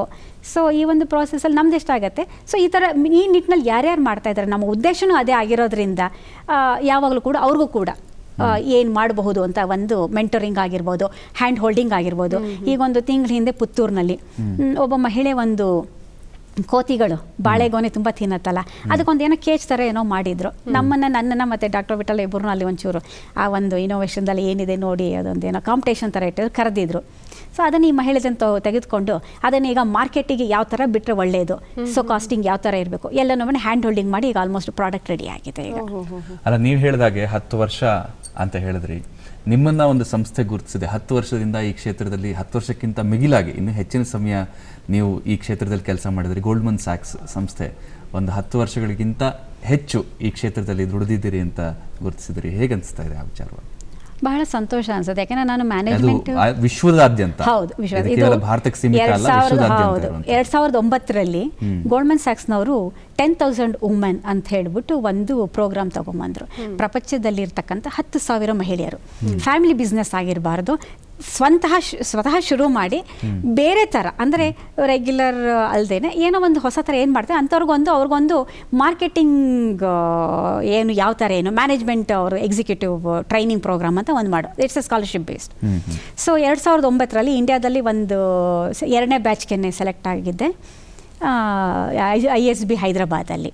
ಆವಾಗ ಮುಗಿಸ್ದೆ, ಅದು certificate for course in executive management ಅಂತ. ಸೊ ಆ ನಂತರದಲ್ಲಿ ಈಗ 10 ವರ್ಷ ಆಯಿತು. 10 ವರ್ಷ ಆದಮೇಲೆ ಆಗ ಟ್ರೈನಿಂಗ್ ಕೊಟ್ಟ ಇಂಡಿಯಾದಲ್ಲಿ ಒಂದು 1000 ಜನಕ್ಕೆ ಏನೋ ಕೊಟ್ಟರು, ಆಲ್ ಓವರ್ ಇಂಡಿಯಾ. ಆ 1,000 ಜನದಲ್ಲಿ ಈಗ ಒಂದು 100 ಜನಕ್ಕೆ 10 ವರ್ಷ ಯಾರು ಸಕ್ಸಸ್ಫುಲ್ಲಾಗಿ ಅದು ಕಲಿತ ನಂತರ ಇನ್ನೂ ಅದನ್ನು ಮುಂದುವರಿಸ್ಕೊಂಡು they are ready to go to the next level ಅಂಥವ್ರು ಈ ಟೈಮಿಗೆ ಹೆಂಗೆ how to go to the next level. ಆಮೇಲೆ ಈಗ ಡಿಜಿಟಲ್ ಮಾರ್ಕೆಟಿಂಗ್ ಯಾವ ಥರ ಮಾಡಬೇಕು, ಅದ್ರ ಬಗ್ಗೆ ಏನು ಬೇಕು ಅದು ಪೂರಕವಾಗಿ ಮಾಡಬೇಕು ಅಂತ ತಿರ್ಗಾ ಇನ್ನೊಮ್ಮೆ ಅವರು ಮಾಡಿ ನನ್ನನ್ನು ಸೆಲೆಕ್ಟ್ ಮಾಡಿದ್ದಾರೆ. ಈಗ ಅದ್ರ ನಡೀತಾ ಇದೆ. ಮೊದಲನೇದು ಅದು ಈಗ ISB ಮೊಹಾಲಿನಲ್ಲಿ ಈಗ 15 ಹಿಂದೆ ಮೊದಲನೇ ಕೊಹಾರ್ಟ್ ಮುಗಿಸ್ಕೊಂಬಂದಿದ್ದೀನಿ. ಈಗ ಮಾರ್ಚಲ್ಲಿ ಅದ್ರ ಬಗ್ಗೆ ಮುಂದಿನ ಯಾವ ರೀತಿಯಲ್ಲಿ ನಾನು ನನ್ನ ಕಂಪ್ನಿನ ತೆಗೆದುಕೊಂಡು ಹೋಗಬೇಕು ಅಂತಿದ್ದೀನಿ, ಅದಕ್ಕೆ ಯಾವ ಥರ ಬೇಕು ಅಂತ ಈಗ ಒಂದಿಷ್ಟು ತಿಳುವಳಿಕೆ ಎಲ್ಲ ಹೇಳಿದ್ದಾರೆ. ಅದರಿಂದ ಒಂದು ಸಿದ್ಧತೆ ಏನೇನು ಮಾಡ್ಕೋಬೇಕು ಅದ್ರೀಗ ಮೆಂಟರಿಂಗ್ ನಡೀತಾ ಇದೆ. ಸೊ ಮಾರ್ಚಲ್ಲಿ ಒಂದು ಫೈನಲ್ ರೂಪರೇಖೆ ಮುಂದಿನ ಲೆವೆಲ್ ಹೇಗೆ ತೊಗೊಂಡು ಹೋಗೋದು ಈ ಒಂದು ಅದನ್ನು ಮಾಡ್ತಾ ಇದ್ದಾರೆ. ಸೊ ಇದು ಕೂಡ ಅಲ್ಲಿಂದನೇ ಸ್ಕಾಲರ್ಶಿಪ್ ಕೊಟ್ಟು ಮಾಡ್ತಾ ಇದ್ದಾರೆ. ಇದೊಂದು ಒಳ್ಳೆ ಕಾರ್ಯ ನಡೆಸ್ತಾ ಇದ್ದಾರೆ ಅವರು. ಅದು ಒಂಥರ ಸಂತೋಷ ಆಗುತ್ತೆ, ಯಾಕೆಂದರೆ ನಾವು ಟ್ರೈನಾಗಿ ಬಂದಿರೋದಲ್ಲ, ಈಗ ಕಲಿತಾ ಯಾಕೆಂದರೆ ನಾನು ಶುರು ಮಾಡಿದಾಗ 35 ವರ್ಷ ನನ್ನ ಅಷ್ಟೊತ್ತಿಗಾಲೇ ಒಬ್ಬ ಮಗಳು ಇಬ್ಬರು ಹುಟ್ಟಾಗಿತ್ತು. ನಾನು ಈ ಧರ್ಮ ಟೆಕ್ನಾಲಜಿ ಶುರು ಮುಂಚೆ ಇದಿಷ್ಟೆಲ್ಲ ಮಾಡಿದೆ, ಬಟ್ ಆದರೆ ಮಿಡ್ ಏಜ್ ಅಂತಲೇ ಹೇಳ್ಬೋದು. 2 ಮಕ್ಕಳ ರೆಸ್ಪಾನ್ಸಿಬಿಲಿಟಿ ಇತ್ತು, ಸಂಸಾರ ಇತ್ತು. ಸೊ ಆ ಟೈಮಲ್ಲಿ ಒಬ್ಬ ಮಹಿಳೆ ನಾನೊಬ್ಬ ಆಂಟ್ರಪ್ರನರ್ ಆಗ್ತೀನಿ ಅಂದರೆ ಹೆಂಗಿರುತ್ತೆ? 15 ವರ್ಷದ ಅಷ್ಟೊಂದು ಇರಲಿಲ್ಲ. ಇವತ್ತಾದರೂ ಅಟ್ಲೀಸ್ಟ್ ಸ್ಟ್ಯಾಂಡಪ್ ಇಂಡಿಯಾ ಮತ್ತು ಮುದ್ರಾ ಲೋನು ಅಲ್ವಾ, ಸ್ಟಾರ್ಟಪ್ಪು ಇವೆಲ್ಲ ಇದೆ. ಒಂದು ಆಂಟ್ರಪ್ರನರ್ಸ್ಗೆ ಬಹಳಷ್ಟು ಅನುಕೂಲತೆಗಳೈತೆ ಇವತ್ತು ನೋಡ್ತಾರೆ. ಆದರೆ 15 ವರ್ಷದಿಂದ ನಾನು ಕರ್ನಾಟಕಕ್ಕೆ ಬಂದಾಗ ಬಹುಶಃ ಬಹಳಷ್ಟು ಜನ ಹೇಳಿದ್ರು, ಮಹಿಳೆ ಆಂಟ್ರಪ್ರನರ್ಶಿಪ್ಪು ನೀವು ಒಳ್ಳೆ ಕಡೆ ಕೆಲಸದಲ್ಲಿದ್ದೀರಿ, ಸುಮ್ಮನೆ ಅಲ್ಲಿರೋದು ಬಿಟ್ಟು ಇಳಿದ ತಕ್ಷಣ ಹೇಳಿದೆ ಮಹಿಳೆ ಮತ್ತು ಮೆಷಿನರೀಸು ನಾ ಎಲ್ಲೂ ಕೇಳಿಲ್ಲ, ಬಹುಶಃ ಗೊತ್ತಿಲ್ಲ ಏನಾಗುತ್ತೋ ಅಂತಾನೆ ಎಲ್ಲ ಕಡೆಯಿಂದ ಹೇಳಿದ್ದು ಅಷ್ಟೇ. ಯಾರೊಬ್ಬರು ಕೂಡ ನಮಗೆ ಒಂದು ಪ್ರೋತ್ಸಾಹ ಹಾಕ್ಯಾರೆ ಮಹಿಳೆ ಮಿಷನ್ ಹೆಂಗೆ, ಈವನ್ ಗ್ರಾಹಕರು ಕೂಡ ಬಹಳಷ್ಟು ಇಲ್ಲ I had tough time, accept ಮಾಡೋಕ್ಕೆ ಇಷ್ಟಪಡ್ತಾ ಇರಲಿಲ್ಲ. ಫೋನ್ ಮಾಡಿದ್ರೆ ಯಾರು ಗಂಡಸಿದ್ರೆ ಕೊಡಿಮ್ಮ ಅರ್ಥ ಗೊತ್ತಾಗಿ ಯಾಕೆ ಅಂತ ಕೇಳ್ತಿದ್ದೆ. ಇಲ್ಲ ಮಿಷಿನ್ ಬಗ್ಗೆ ಮಾತಾಡಬೇಕಾಗಿತ್ತು ಅಂತ. ಇಲ್ಲ ನಾನೇ ಹೇಳಿ ಅಂತ. ಗೊತ್ತಾಗತ್ತೆ ನಿಮಗೆ ಮಾತಾಡಿದ್ರೆ, ಇಲ್ಲ ಮಾತಾಡಿ ಅಂತ ಹೇಳಿದೆ. ಇವತ್ತಿನ ದಿನ ಗೊತ್ತಿದೆ, ತುಮಕೂರಿನಲ್ಲಿ ಧರ್ಮಟೆಕ್ನಿಂದ ಒಬ್ಬ ಮಹಿಳೆ ನಡೆಸ್ತಾ ಇದ್ದಾಳೆ ಬಂದಾಗ ಹೇಳ್ತಿದ್ರು, ಕೆಲಸದವ್ರಿಗೂ ಇಷ್ಟಪಡ್ತಿರ್ಲಿಲ್ಲ. ಆಮೇಲೆ ನನಗೆ ಬೇಕಾಯ್ದ ನನ್ನ ಹಸ್ಬೆಂಡ್ ಹೇಳಿದ್ರು, ನೋಡು ನಾನು ಟೆಕ್ನಾಲಜಿ ನಾನೆಲ್ಲ ನಿನ್ಗೆ ಹೆಂಗೆ ಬೇಕು, ಹೀಸ್ ಮೈ ಅವರಿಂದನೇ ತಾನೇ. ಈಗ ನೀವು ಕೇಳಿದ್ರಲ್ಲ ಸಾಫ್ಟ್ವೇರಿಂದ ಹಾರ್ಡ್ವೇರ್ ಮಾಡೋಕ್ಕೆ ಸಾಧ್ಯ ಆಗತ್ತೆ ಅಂತ, ಖಂಡಿತವಾಗ್ಲೂ ಸಾಫ್ಟ್ವೇರ್ ಇದನ್ನು ಹಾರ್ಡ್ವೇರ್ ಮಾಡಿ ನಾನು ಆಗಿಲ್ವಾ ಈಗ ಅದ್ರ ಬಗ್ಗೆ ಯೋಚನೆ ಮಾಡಿ ಅಂದರೆ ಮನಸ್ಸಿದ್ದಾಗ ಒಂದು ಪೂರಕವಾದ ಒಂದು ಸಪೋರ್ಟ್ ಇದೆ, ಖಂಡಿತವಾಗ್ಲೂ ಆಗುತ್ತೆ. He is actually my technical advisor till date and future will be. So ಅವರ ಒಂದು ಯೋಚನೆಗಳು ಏನೇನಿದೆ ಅದನ್ನು ನಾನು ಇವ್ರಿಗೆ ಯಾವ ರೀತಿ ಬೇಕೋ ಆ ಥರ ಸಾಕಾರ ಮಾಡೋದಕ್ಕೆ ನಾನು I am instrumental, I am working towards it. So ಅವಾಗ ಅವ್ರು ಹೇಳಿದ್ರು, ನೀನು ಒಂದು ಸರಿ ಹೋಗಿ ನೀನು ಪ್ರತಿಯೊಂದನ್ನು ತಿಳ್ಕೊಂಬಂದ್ರೆ ಮಾತ್ರ ನೀನು ಮಾಡೋಕ್ಕೆ ಸಾಧ್ಯ ಅಂತ. ಸೊ SP ರೋಡಲ್ಲಿ ಮೋಟಾರ್ ಆಗಿರ್ಬೋದು, ನಟ್ಟು ಬೋಲ್ಟ್ ಆಗಿರ್ಬೋದು, ಪ್ರತಿಯೊಂದು ತಿಳ್ಕೊಬೇಕಲ್ವಾ. ಈಗ ನಾನೊಂದು ತಯಾರು ಮಾಡಬೇಕು ಅಂದರೆ ನಾನು ವರ್ಕರ್ಸ್ ಕೇಳೋದಾಗಿರ್ಬೋದು, ಅದು ಯೋಚನೆನಾದ್ರು ಮಾಡೋದಕ್ಕೆ ನನಗೆ ಅದು ಗೊತ್ತಿಲ್ಲ ಅಂದ್ರೆ ಆಗಲ್ಲ. ಹೋದಾಗ ಪ್ರತಿಯೊಂದು ಅಂಗಡಿ ಹೇಳ್ತಿರು, ನೀವೇ ಮೊದಲನೇ ಮಹಿಳೆ ನಮ್ಮ ಅಂಗಡಿಗೆ ಬರ್ತಾ ಇರೋದು. ಎಲ್ಲರಿಗೂ ಆಶ್ಚರ್ಯ, ಏನು ಒಬ್ಬ ಮಹಿಳೆಯಾಗಿ ನೀವು ಹೆಂಗೆ ಬರುತ್ತೆ ನೀವು ಬಹಳಷ್ಟು ಜನ ಅಂದ್ಕೊಂಡಿದ್ರೆ ನಾನು ಮೆಕ್ಯಾನಿಕನಲ್ಲಿ MTech ಮಾಡಿರ್ಬೋದು ಅಟ್ಲೀಸ್ಟ್ ಒಂದು, ಯಾಕಂದರೆ ಡಾಕ್ಟರ್ ಅಂತ ಇಲ್ವಲ್ಲ. ಸೊ MTech ಕಾರಣ ಅಂತೀನಿ, ಇಲ್ಲ ಖಂಡಿತವಾಗ್ಲೂ ಇಲ್ಲ, ಓದಿರೋದು ಹೀಗೆ. ಆದರೆ ಒಂದು ಸಪೋರ್ಟು ಪ್ಲಸ್ ಇಂಟ್ರೆಸ್ಟು, ಆಮೇಲೆ ಇಷ್ಟು ದಿನದ ಒಂದು ಅಬ್ಸರ್ವೇಷನ್ ಅನ್ಸುತ್ತೆ. Mainly observation, that's what I feel. Observation is the main thing to do anything ಅನ್ಸುತ್ತೆ. ಖಂಡಿತವಾಗ್ಲೂ ಆಸಕ್ತಿ ಇರುವಂತಹ ಫೀಲ್ಡ್ ಇದು ಅಂತ ಹೇಳಿದ್ರಿ. ಇನ್ ಫ್ಯೂಚರ್ ಯಾವೆಲ್ಲ ಒಂದು ಆವಿಷ್ಕಾರಗಳನ್ನು ಮಾಡಬೇಕು ಅಥವಾ ಈಗ ಏನು ಓಡ್ತಾ ಇದೆ ತಲೆಯಲ್ಲಿ ಅಂತ ಶೈಲಜಾ ಅವರಿಗೆ? ಈಗ ಕಸಬರಗೆದಾಯಿತು, ಈಗ ರಿಮೋಟ್ ಒಂದು ಅಡಿಕೆಗೆ ಕೊಳೆ ರೋಗ ಬರುತ್ತಲ್ಲ, ಅದಕ್ಕೆ ಬರದರೆಗೆ ಅವರು ಸ್ಪ್ರೇ ಮಾಡ್ತಾರೆ. ಅದಕ್ಕೆ ಒಂದು ಅರ್ಧ ಕಿಲೋಮೀಟರಿಂದನೂ ಸ್ಪ್ರೇ ಮಾಡ್ತಕ್ಕಂಥ ಒಂದು ರೆಡಿ ಆಗ್ತಾ ಇದೆ. ಸೊ ಇನ್ನು ಬಹಳಷ್ಟು ಮಹಿಳೆಯರಿಗೆ ಇನ್ನೂ ಏನೇನು ಬೇಕೋ ಬಹಳಷ್ಟುಗಳು ಇದೆ. ಹೀಗೆ ಯಾಕೆಂದರೆ ಈಗ ಇಲ್ಲಿ ನಾವು ನನಗೇನು ಬೇಕೋ ಅದನ್ನು ನಾವು ಮಾಡಿದ್ರೆ ಅವ್ರಿಗೆ ಬೇಕಾಗಲ್ಲ. ಹಾಗಾಗಿ ನಾವು ಮುಂಚೆ ಏನು ಯೋಚನೆ, ನಾ ಏನು ಕೊಡ್ತೀನಿ ಯೋಚನೆ ಮಾಡಲ್ಲ. ಸೊ ಈಗ ಅವರಿಂದ ಬಂದಾಗ ನಾವು ಮಾಡಬಲ್ಲವು, ಯಾಕೆಂದರೆ ನಮ್ಮದು ಅದು ಎಲ್ಲನೂ ನಾವು ಮಾಡಲ್ಲ. ಸೊ ನಮ್ಮದು ಪ್ರಾಸೆಸಿಂಗ್, ಈಗ ನಾನು ಹೇಳ್ತಾ ಹೋದ್ನಲ್ಲ, ಅಡಿಕೆದಾಗಿರ್ಬೋದು, ಹುಣಸೆಹಣ್ಣಾಗಿರ್ಬೋದು, ಬ್ಯಾಗ್ ಫಿಲ್ಲಿಂಗ್ ಮಿಷಿನ್ ಆಗಿರ್ಬೋದು, ಆಮೇಲೆ ನರ್ಸರಿನಲ್ಲಿ ಪ್ರೋಟ್ರೆ ಆಟೋಮೆಟಿಕ್ಕು, ಅದರದ್ದು ಏನು ಮಣ್ಣು ತುಂಬಿ ಒಂದೊಂದೇ ಬೀಜ ಹಾಕಬೇಕು. ಅದು ಆ್ಯಕ್ಚುಲಿ ಮೊದಲು IHR ಇಂದ ಡಿಸೈನ್ ಮಾಡಿರೋದು. ಅದನ್ನು ಈಗ ನಾವು ಅಲ್ಲಿಂದ ಟೆಕ್ನಾಲಜಿಗಳು ಅಲ್ಲಿಂದ ಬಂದಿದ್ದನ್ನು ಕೆಲವೊಂದನ್ನು ನಾವು ಇನ್ನು ಸ್ವಲ್ಪ ಅದನ್ನು ಆವಿಷ್ಕಾರ ಮಾಡಿ ನಂತರದಲ್ಲಿ ಅಷ್ಟು ನಮ್ಮದನ್ನು ಒಂದಿಷ್ಟು ಹಾಕಿ ಅನಂತರ ಫೈನಲ್ ಮಾಡಿ ಕೊಡ್ತೀವಿ. ಅವ್ರದ್ದು ನಮ್ಮದು ಎರಡು ಸೇರಿ ಮಾಡ್ತಾರೆ. ಸೊ ಈ ಥರ ಹಲವಾರು ಮಿಷನ್ಗಳು ಇವೆಲ್ಲ ಏನಿದೆ, ಸೊ ಇವೆಲ್ಲ ನಮಗೆ ಅಂತೆಲ್ಲ ಮಾಡಿದ ಅವರಿಂದ ಬೇಕು ಅಂತ ಹೇಳಿ ಅವರಿಗೆ ಮಾಡ್ತಾರೆ. ಸೊ ಅದೇ ರೀತಿಯಲ್ಲಿ ಇನ್ನು ಅದನ್ನೇ ಅಡ್ವಾನ್ಸ್ ಮಾಡ್ತಾ ಹೋಗ್ತಾ ಇರ್ತೀವಿ. ಇದನ್ನು ಮುಂದಕ್ಕೆ ಇನ್ನೂ ಏನು ಅದನ್ನು ಮಾಡ್ತಾ ಹೋಗ್ತಾ ಇದ್ದೀವಿ. ಸೊ ಈಗ ಈ ಎಲ್ಲ ಇದು ಈಗ JK ಪೇಪರ್ಸಿಗೆ ಮಾಡಿದ್ವು, ಆಮೇಲೆ ಬಹಳಷ್ಟು ಕೃಷಿ ವಿಜ್ಞಾನ ಕೇಂದ್ರ ಆಗಿರಬಹುದು, ಹಾರ್ಟಿಕಲ್ಚರ್ ಕಾಲೇಜ್ಗಳಾಗಿರಬಹುದು, ಅಥವಾ ITC ಫುಡ್ಸ್ಗೂ ಮಾಡಿದ್ವು. ದಾಳಿಂಬಿ ಕಾಳು ಬಿಡಿಸೋದು, ಅದು ಇಂಡಿಯಾದಲ್ಲಿ ಎಲ್ಲೂ ಇರಲಿಲ್ಲ, ಒಂದು ಇರಾನ್ಲಿತ್ತು. ನೆಕ್ಸ್ಟ್ ಮೊದಲನೇದು ಆ್ಯಕ್ಚುಲಿ ನಾವು ಶುರು ಮಾಡಿದ್ದು ಅವ್ರಿಗೇನೆ, ನನ್ನ ಪ್ರಾಡಕ್ಟ್ ಅಲ್ದಿಲ್ಲ, ಬಟ್ ಅವ್ರಿಗೆ ಹಾಕೊಟ್ಟಿದ್ದು ಅದನ್ನೇ ಮಾಡಿದ್ದು. ಸೊ ಈ ಥರ ಬಂದಂಗೆ ಮಾಡ್ತಾ ಹೋಗೋದಷ್ಟು ಇರೋದು. ಆಮೇಲೆ ಈಗ ಛತ್ತೀಸ್ಗಢ ಕೂಡ ಹುಣಸೆಹಣ್ಣು ಸಿಪ್ಪೆ ತೆಗೋ ಮಿಷನ್ನು ಅಲ್ಲಿಗೆ ಈ ವಾರದಲ್ಲಿ ಈಗ ಡೆಮೋ ನಡೀತಾ ಇದೆ, ಈಗ ಅಲ್ಲಿ ಹೋಗಿದ್ದಾರೆ. ಅದು ಟ್ರೈಬಲ್ ಬೆಲ್ಟ್ ಗೊತ್ತಿದೆ, ಛತ್ತೀಸ್ಗಢ ಬಾರ್ಡರ್ ಹೇಗಿದೆ ಅಂತ ಕೂಡ. ಹೆಚ್ಚು ಈ ಹುಣಸೆಹಣ್ಣು ಮಿಷನ್ನು ಮತ್ತು ಈ ಒಂದು ಕಸೂರಿಗೆ ನೀವು ಕೇಳಿದ್ರಲ್ಲ ಮುಂದಿನ ಯೋಜನೆ, ಈ ಒಂದು ಬಾರ್ಡರ್ಗಳಲ್ಲಿ ಮತ್ತು ಈ ಟ್ರೈಬಲ್ ಏರಿಯಾಗಳಲ್ಲಿ ಏನಾಗುತ್ತೆ, ಕಸೂರಿಗೆ ತುಂಬ ಸಿಗತ್ತೆ. ಒರಿಸ್ಸಾ, ಛತ್ತೀಸ್ಗಢ, ಅಸ್ಸಾಂ ಅಲ್ಲೆಲ್ಲ ಏನು ಮಾಡ್ತಾರೆ, ಈಗ ಪಾಪ ಈ ಕಾಲಲ್ಲಿ ಹೇಳ್ದಂಗೆ ಮಾಡ್ತಾರೆ, ಅವ್ರಿಗೆ 10-15 ರೂಪಾಯಿ ಅಥವಾ ಕೆಲವರಿಗೆ ಮಾರಿಬಿಡ್ತಾರೆ. ಸೊ ಅದು ಮತ್ತು ಹುಣಸೆಹಣ್ಣು it's A forest product actually, ಯಥೇಚ್ಛವಾಗಿ ಸಿಗತ್ತೆ. ಸೊ ಅವೆಲ್ಲದಕ್ಕೂ ಮಹಿಳೆಯರಿಗೆ ಒಂದು ಇದರಲ್ಲಿ ಈ ಕಸೂರಿಗೆ ತೆಗೆಯೋ ಮಿಷನ್ನು ಮತ್ತು ಹುಣಸೆಹಣ್ಣು ಇವೆರಡು ಕೂಡ ಮಾಡಿಕೊಟ್ರೆ, ಅಂದರೆ ಹೆಚ್ಚು ಅವ್ರಿಗೆ ಮುಟ್ಸಿದ್ರೆ, ಈಗ ಶುರು ಮಾಡಿದ್ದೀವಿ, ಇವೆರಡೂ ಮಾಡಿದರೆ ಏನಾಗುತ್ತೆ, ಅವರಿಗೆ ಒಂದು ಲೈವ್ಲಿಹುಡ್ ಆಗುತ್ತೆ. ಆಮೇಲೆ ಅಲ್ಲಿ ಕರೆಂಟ್ ಇರಲ್ಲ. ಸೊ ಈ ಎರಡು ಮಿಷನ್ಗೆ ನಾವು ಸೋಲಾರ್ ಯೋಚನೆ ಮಾಡ್ತಾ ಇದ್ದೀವಿ. ಸೊ ಬಹುಶಃ ಇನ್ನೊಂದು 2 ತಿಂಗಳಲ್ಲಿ ರಿಲೀಸ್ ಮಾಡ್ತಾ ಇದ್ವಿ. ಸೊ ಅದಕ್ಕೆ ಸೋಲಾರ್ ಮಾಡಿದಾಗ ಅವ್ರಿಗೆ ಕರೆಂಟ್ ಬೇಕಿಲ್ಲ. ಅವ್ರು ಯಾವ ಜಾಗದಲ್ಲಿದ್ದಾರೆ, ಎಂಥ ಕರೆಂಟ್ ಇಲ್ಲ, ಅಲ್ಲೆಲ್ಲ ಇರಲ್ಲ, ಅಥವಾ ಹಳ್ಳಿಗಳು ಅಥವಾ ಫಾರೆಸ್ಟಲ್ಲಿ ಅಲ್ಲಿ ಇಟ್ಕೊಂಡು ಅವರು ಅದನ್ನು ಫಿನಿಶ್ ಪ್ರಾಡಕ್ಟ್ ಮಾಡಿ ಅವರು ಮಾರಾಟ ಮಾಡಬೇಕು. ಅದು ಯಾಕೆಂದರೆ ಮಧ್ಯೆ ಎಲ್ಲೂ ಹೋಗ್ದೇನೆ ಅವರೇ ಡೈರೆಕ್ಟಾಗಿ ಮಾರಾಟ ಮಾಡಿದಾಗ, ಯಾಕೆಂದರೆ ಈಗ 15-20 ರೂಪಾಯಿ ಸಿಗ್ತಿರೋ ಒಂದು ಕಸೂರಿಗೆ ಅವ್ರಿಗೆ ಅಟ್ಲೀಸ್ಟ್ ಒಂದು 55 ರೂಪಾಯಿ ಸಿಕ್ಕಿದ್ರೆ ದಿನಕ್ಕೆ ಅವ್ರು ಏನಿಲ್ಲ ಅಂದ್ರೆ ಒಂದು 50 ಕಸೂರಿಗೆ ಮಾಡ್ಬೋದು ಮಿಷಿನಲ್ಲಿ ಮಿನಿಮಮ್, ಅವರೆಲ್ಲ ಕೆಲಸ ಮಾಡಿದ್ರು ಕೂಡ. ಸೊ 50 ಮಾಡೋದು ಅದರಿಂದ ಅವ್ರ ಜೀವನೋಪಾಯಕ್ಕೆ ಆಗತ್ತೆ. ಸೊ ಈಗ ಏನು ಕರೆಂಟಿಂದ ಏನಿದೆ ಅದು ಹೆಚ್ಚು ಜನಕ್ಕೆ ಮುಟ್ಟಬೇಕು. ಮಹಿಳೆಯರು ಈ ಟ್ರೈಬಲ್ ಬೆಲ್ಟ್ ಆಗಿರ್ಬೋದು, ಲೈವ್ಲಿಹುಡ್ಗೆ ಸೋಲಾರ್ ಇಷ್ಟು ನೆಕ್ಸ್ಟ್ ಥಿಂಗ್. ಎಲ್ಲೆಲ್ಲಿಗೆ ಸಾಧ್ಯ ಆಗುತ್ತೋ ಅಲ್ಲೂ ಕಡೆಗೆ ಎಲ್ಲದಕ್ಕೂ ನಾವು ಸೋಲಾರ್ಗೆ ಅಳವಡಿಸೋದಕ್ಕೆ ಯೋಚನೆ ಮಾಡ್ತೀವಿ. ಅವೆರಡಿಗೆ ಈಗ ಮೊದಲು ತೊಗೊಂಡಿರೋದು ಹುಣಸೆಹಣ್ಣು ಮತ್ತು ಕಸಬರಗೆ. ಯಾಕೆ ಅದು ಮಹಿಳೆಯರಿಗೆ ಅದು ಅವರ ಒಂದು ಜೀವನೋಪಾಯಕ್ಕೆ ಅವ್ರಿಗೊಂದು ಅನುಕೂಲ ಆಗತ್ತೆ ಅಂತ ಹೇಳಿ ಇವೆರಡಕ್ಕೂ ಮೊದಲಿಗೆ ತೆಗೆದುಕೊಡ್ತಾ ಇದ್ದೀವಿ. ಲಾಸ್ಟ್ ಪಾರ್ಟ್ ಅಲ್ಲಿ ಬಹುಶಃ ಒಂದು 2 ನಿಮಿಷ ಇರಬಹುದು ನಮ್ಮ ಕಾರ್ಯಕ್ರಮದ ಕೊನೆಗೆ ಬಂದಿದೆ. 1 ಗಂಟೆ ಆಯ್ತು, ಗೊತ್ತೇ ಆಗಲಿಲ್ಲ. ಯಾರನ್ನ ನೀವು ತುಂಬಾ ನೆನೆಸ್ಕೊಳ್ಳೋಕೆ ಇಚ್ಛೆ ಪಡ್ತೀರಿ ನಿಮ್ಮ ಈ ಒಂದು ಇನೋವೇಷನ್ಸ್, ನಿಮ್ಮ ಈ ಒಂದು ಜರ್ನಿ? ಅಲ್ಲದೆ ಮಹಿಳೆಯರಿಗೆ ಬಹಳಷ್ಟು ಸಾಂತ್ವನ ಕೂಡ ಕೊಡ್ತಾ ಇದ್ರಿ. ಕೇವಲ ಈ ಒಂದು ಟೆಕ್ನಿಕಲ್ ಮುಖಾಂತರ ಅಲ್ಲ, ವೈಯಕ್ತಿಕವಾಗಿ ಕೂಡ ನೀವು ಬಹಳಷ್ಟು ಸಹಾಯ ಮಾಡ್ತಿದ್ರಿ. ಎಲ್ಲರನ್ನ ಒಟ್ಟಾಕಿಸಿ ಯಾರನ್ನ ತುಂಬಾ ನೆನೆಸ್ಕೋಬೇಕು ಈ ಸಂದರ್ಭದಲ್ಲಿ? ನೀವು ಈ ಸಂದರ್ಭದಲ್ಲಿ ತಂದೆ ತಾಯಿ, ಯಾಕೆಂದರೆ ಅವರ ಒಂದು ಸಂಸ್ಕಾರನೇ ಇವತ್ತಿನ ದಿನ ಬಹುಶಃ ನಾನು ಇಲ್ಲಿರೋಕ್ಕೆ ಸಾಧ್ಯ ಆಗಿರೋದು. ಯಾವುದೇ ಥರದ ಏಳು ಬೀಳುಗಳು ಏನೇ ಆಗಿರ್ಬೋದು. ನಂತರ ನನ್ನ husband doctor Vijay Vitthal, he is my strength ಖಂಡಿತವಾಗ್ಲೂ. ಯಾಕೆಂದರೆ ನನ್ನಲ್ಲಿ ಎಲ್ಲೋ ಒಂದು ಆಸೆ ಇತ್ತು.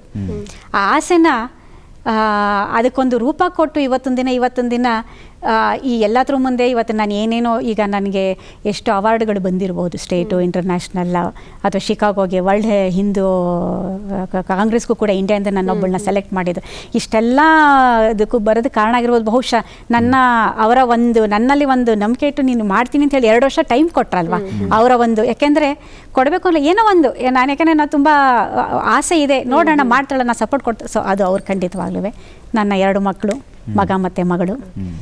ಆಮೇಲೆ ಬಹಳಷ್ಟು ಜನ, ಅಸಂಖ್ಯಾತ ಜನರು, ಎಷ್ಟು ಜನಕ್ಕೆ ಯಾರ್ಯಾರು ನಮ್ಮ ಈ ಒಂದು ಹಾದಿನಲ್ಲಿ ನಾವಾಗೆ ಯಾರ ಹತ್ರನೂ ಹೋಗಲಿಲ್ಲ ಮಾರ್ಕೆಟಿಂಗಿಗೆ, ಎಲ್ಲರೂ ಹೆಂಗೋ ಅವರಾಗೆ ಬರ್ತಾರೆ. ಆ ಸಮಯಕ್ಕೆ ಬಂದು ಮಾಡ್ತಾ ಇರ್ತಕ್ಕಂಥ ಎಲ್ಲ ಥರ ಆರ್ಗನೈಸೇಷನ್ ಅವೇಕಾಗಿರ್ಬೋದು, ಲಘುದೇವ್ರದ್ದು IH ಆಗಿರಬಹುದು, ಸುತ್ತಮುತ್ತಲಿನ ನನ್ನ ಫ್ಯಾಮಿಲಿ, ನನ್ನ ಇನ್ಲಾಸ್, ನಮ್ಮ ಅತ್ತೆ, ಅವರು ಕೂಡ ಬಹಳ ಇದಕ್ಕೊಂದು ಸಪೋರ್ಟಿವ್ ಆಗಿ, ನನ್ನ ಮಾವನವ್ರು ಈಗಿಲ್ಲ, ಅವ್ರಿಗೂ ಕೂಡ ಎಲ್ಲರಿಗೂ, ಆಮೇಲೆ ಎಲ್ಲರಿಗೂ ಸ್ಮರಿಸೋಕ್ಕಾಗಲ್ಲ, ಎಲ್ಲರಿಗೂ ಅಪರೋಕ್ಷವಾಗಿ ಯಾರ್ಯಾರು ನನ್ನನ್ನು ಇವತ್ತೊಂದು ದಿನ ಈ ಮಟ್ಟಕ್ಕೆ ಬರೋದಕ್ಕೆ ಮಾಡಿದರೆ ಎಲ್ಲರಿಗೂ ಕೂಡ ಧನ್ಯವಾದಗಳನ್ನ ಹೇಳೋದು ಖಂಡಿತ. ಥ್ಯಾಂಕ್ ಯು ಮೇಡಮ್, ನೀವು ಬಂದು ಬಹಳಷ್ಟು ವಿಚಾರಗಳನ್ನು ಹಂಚಿಕೊಂಡ್ರಿ, ಧನ್ಯವಾದ.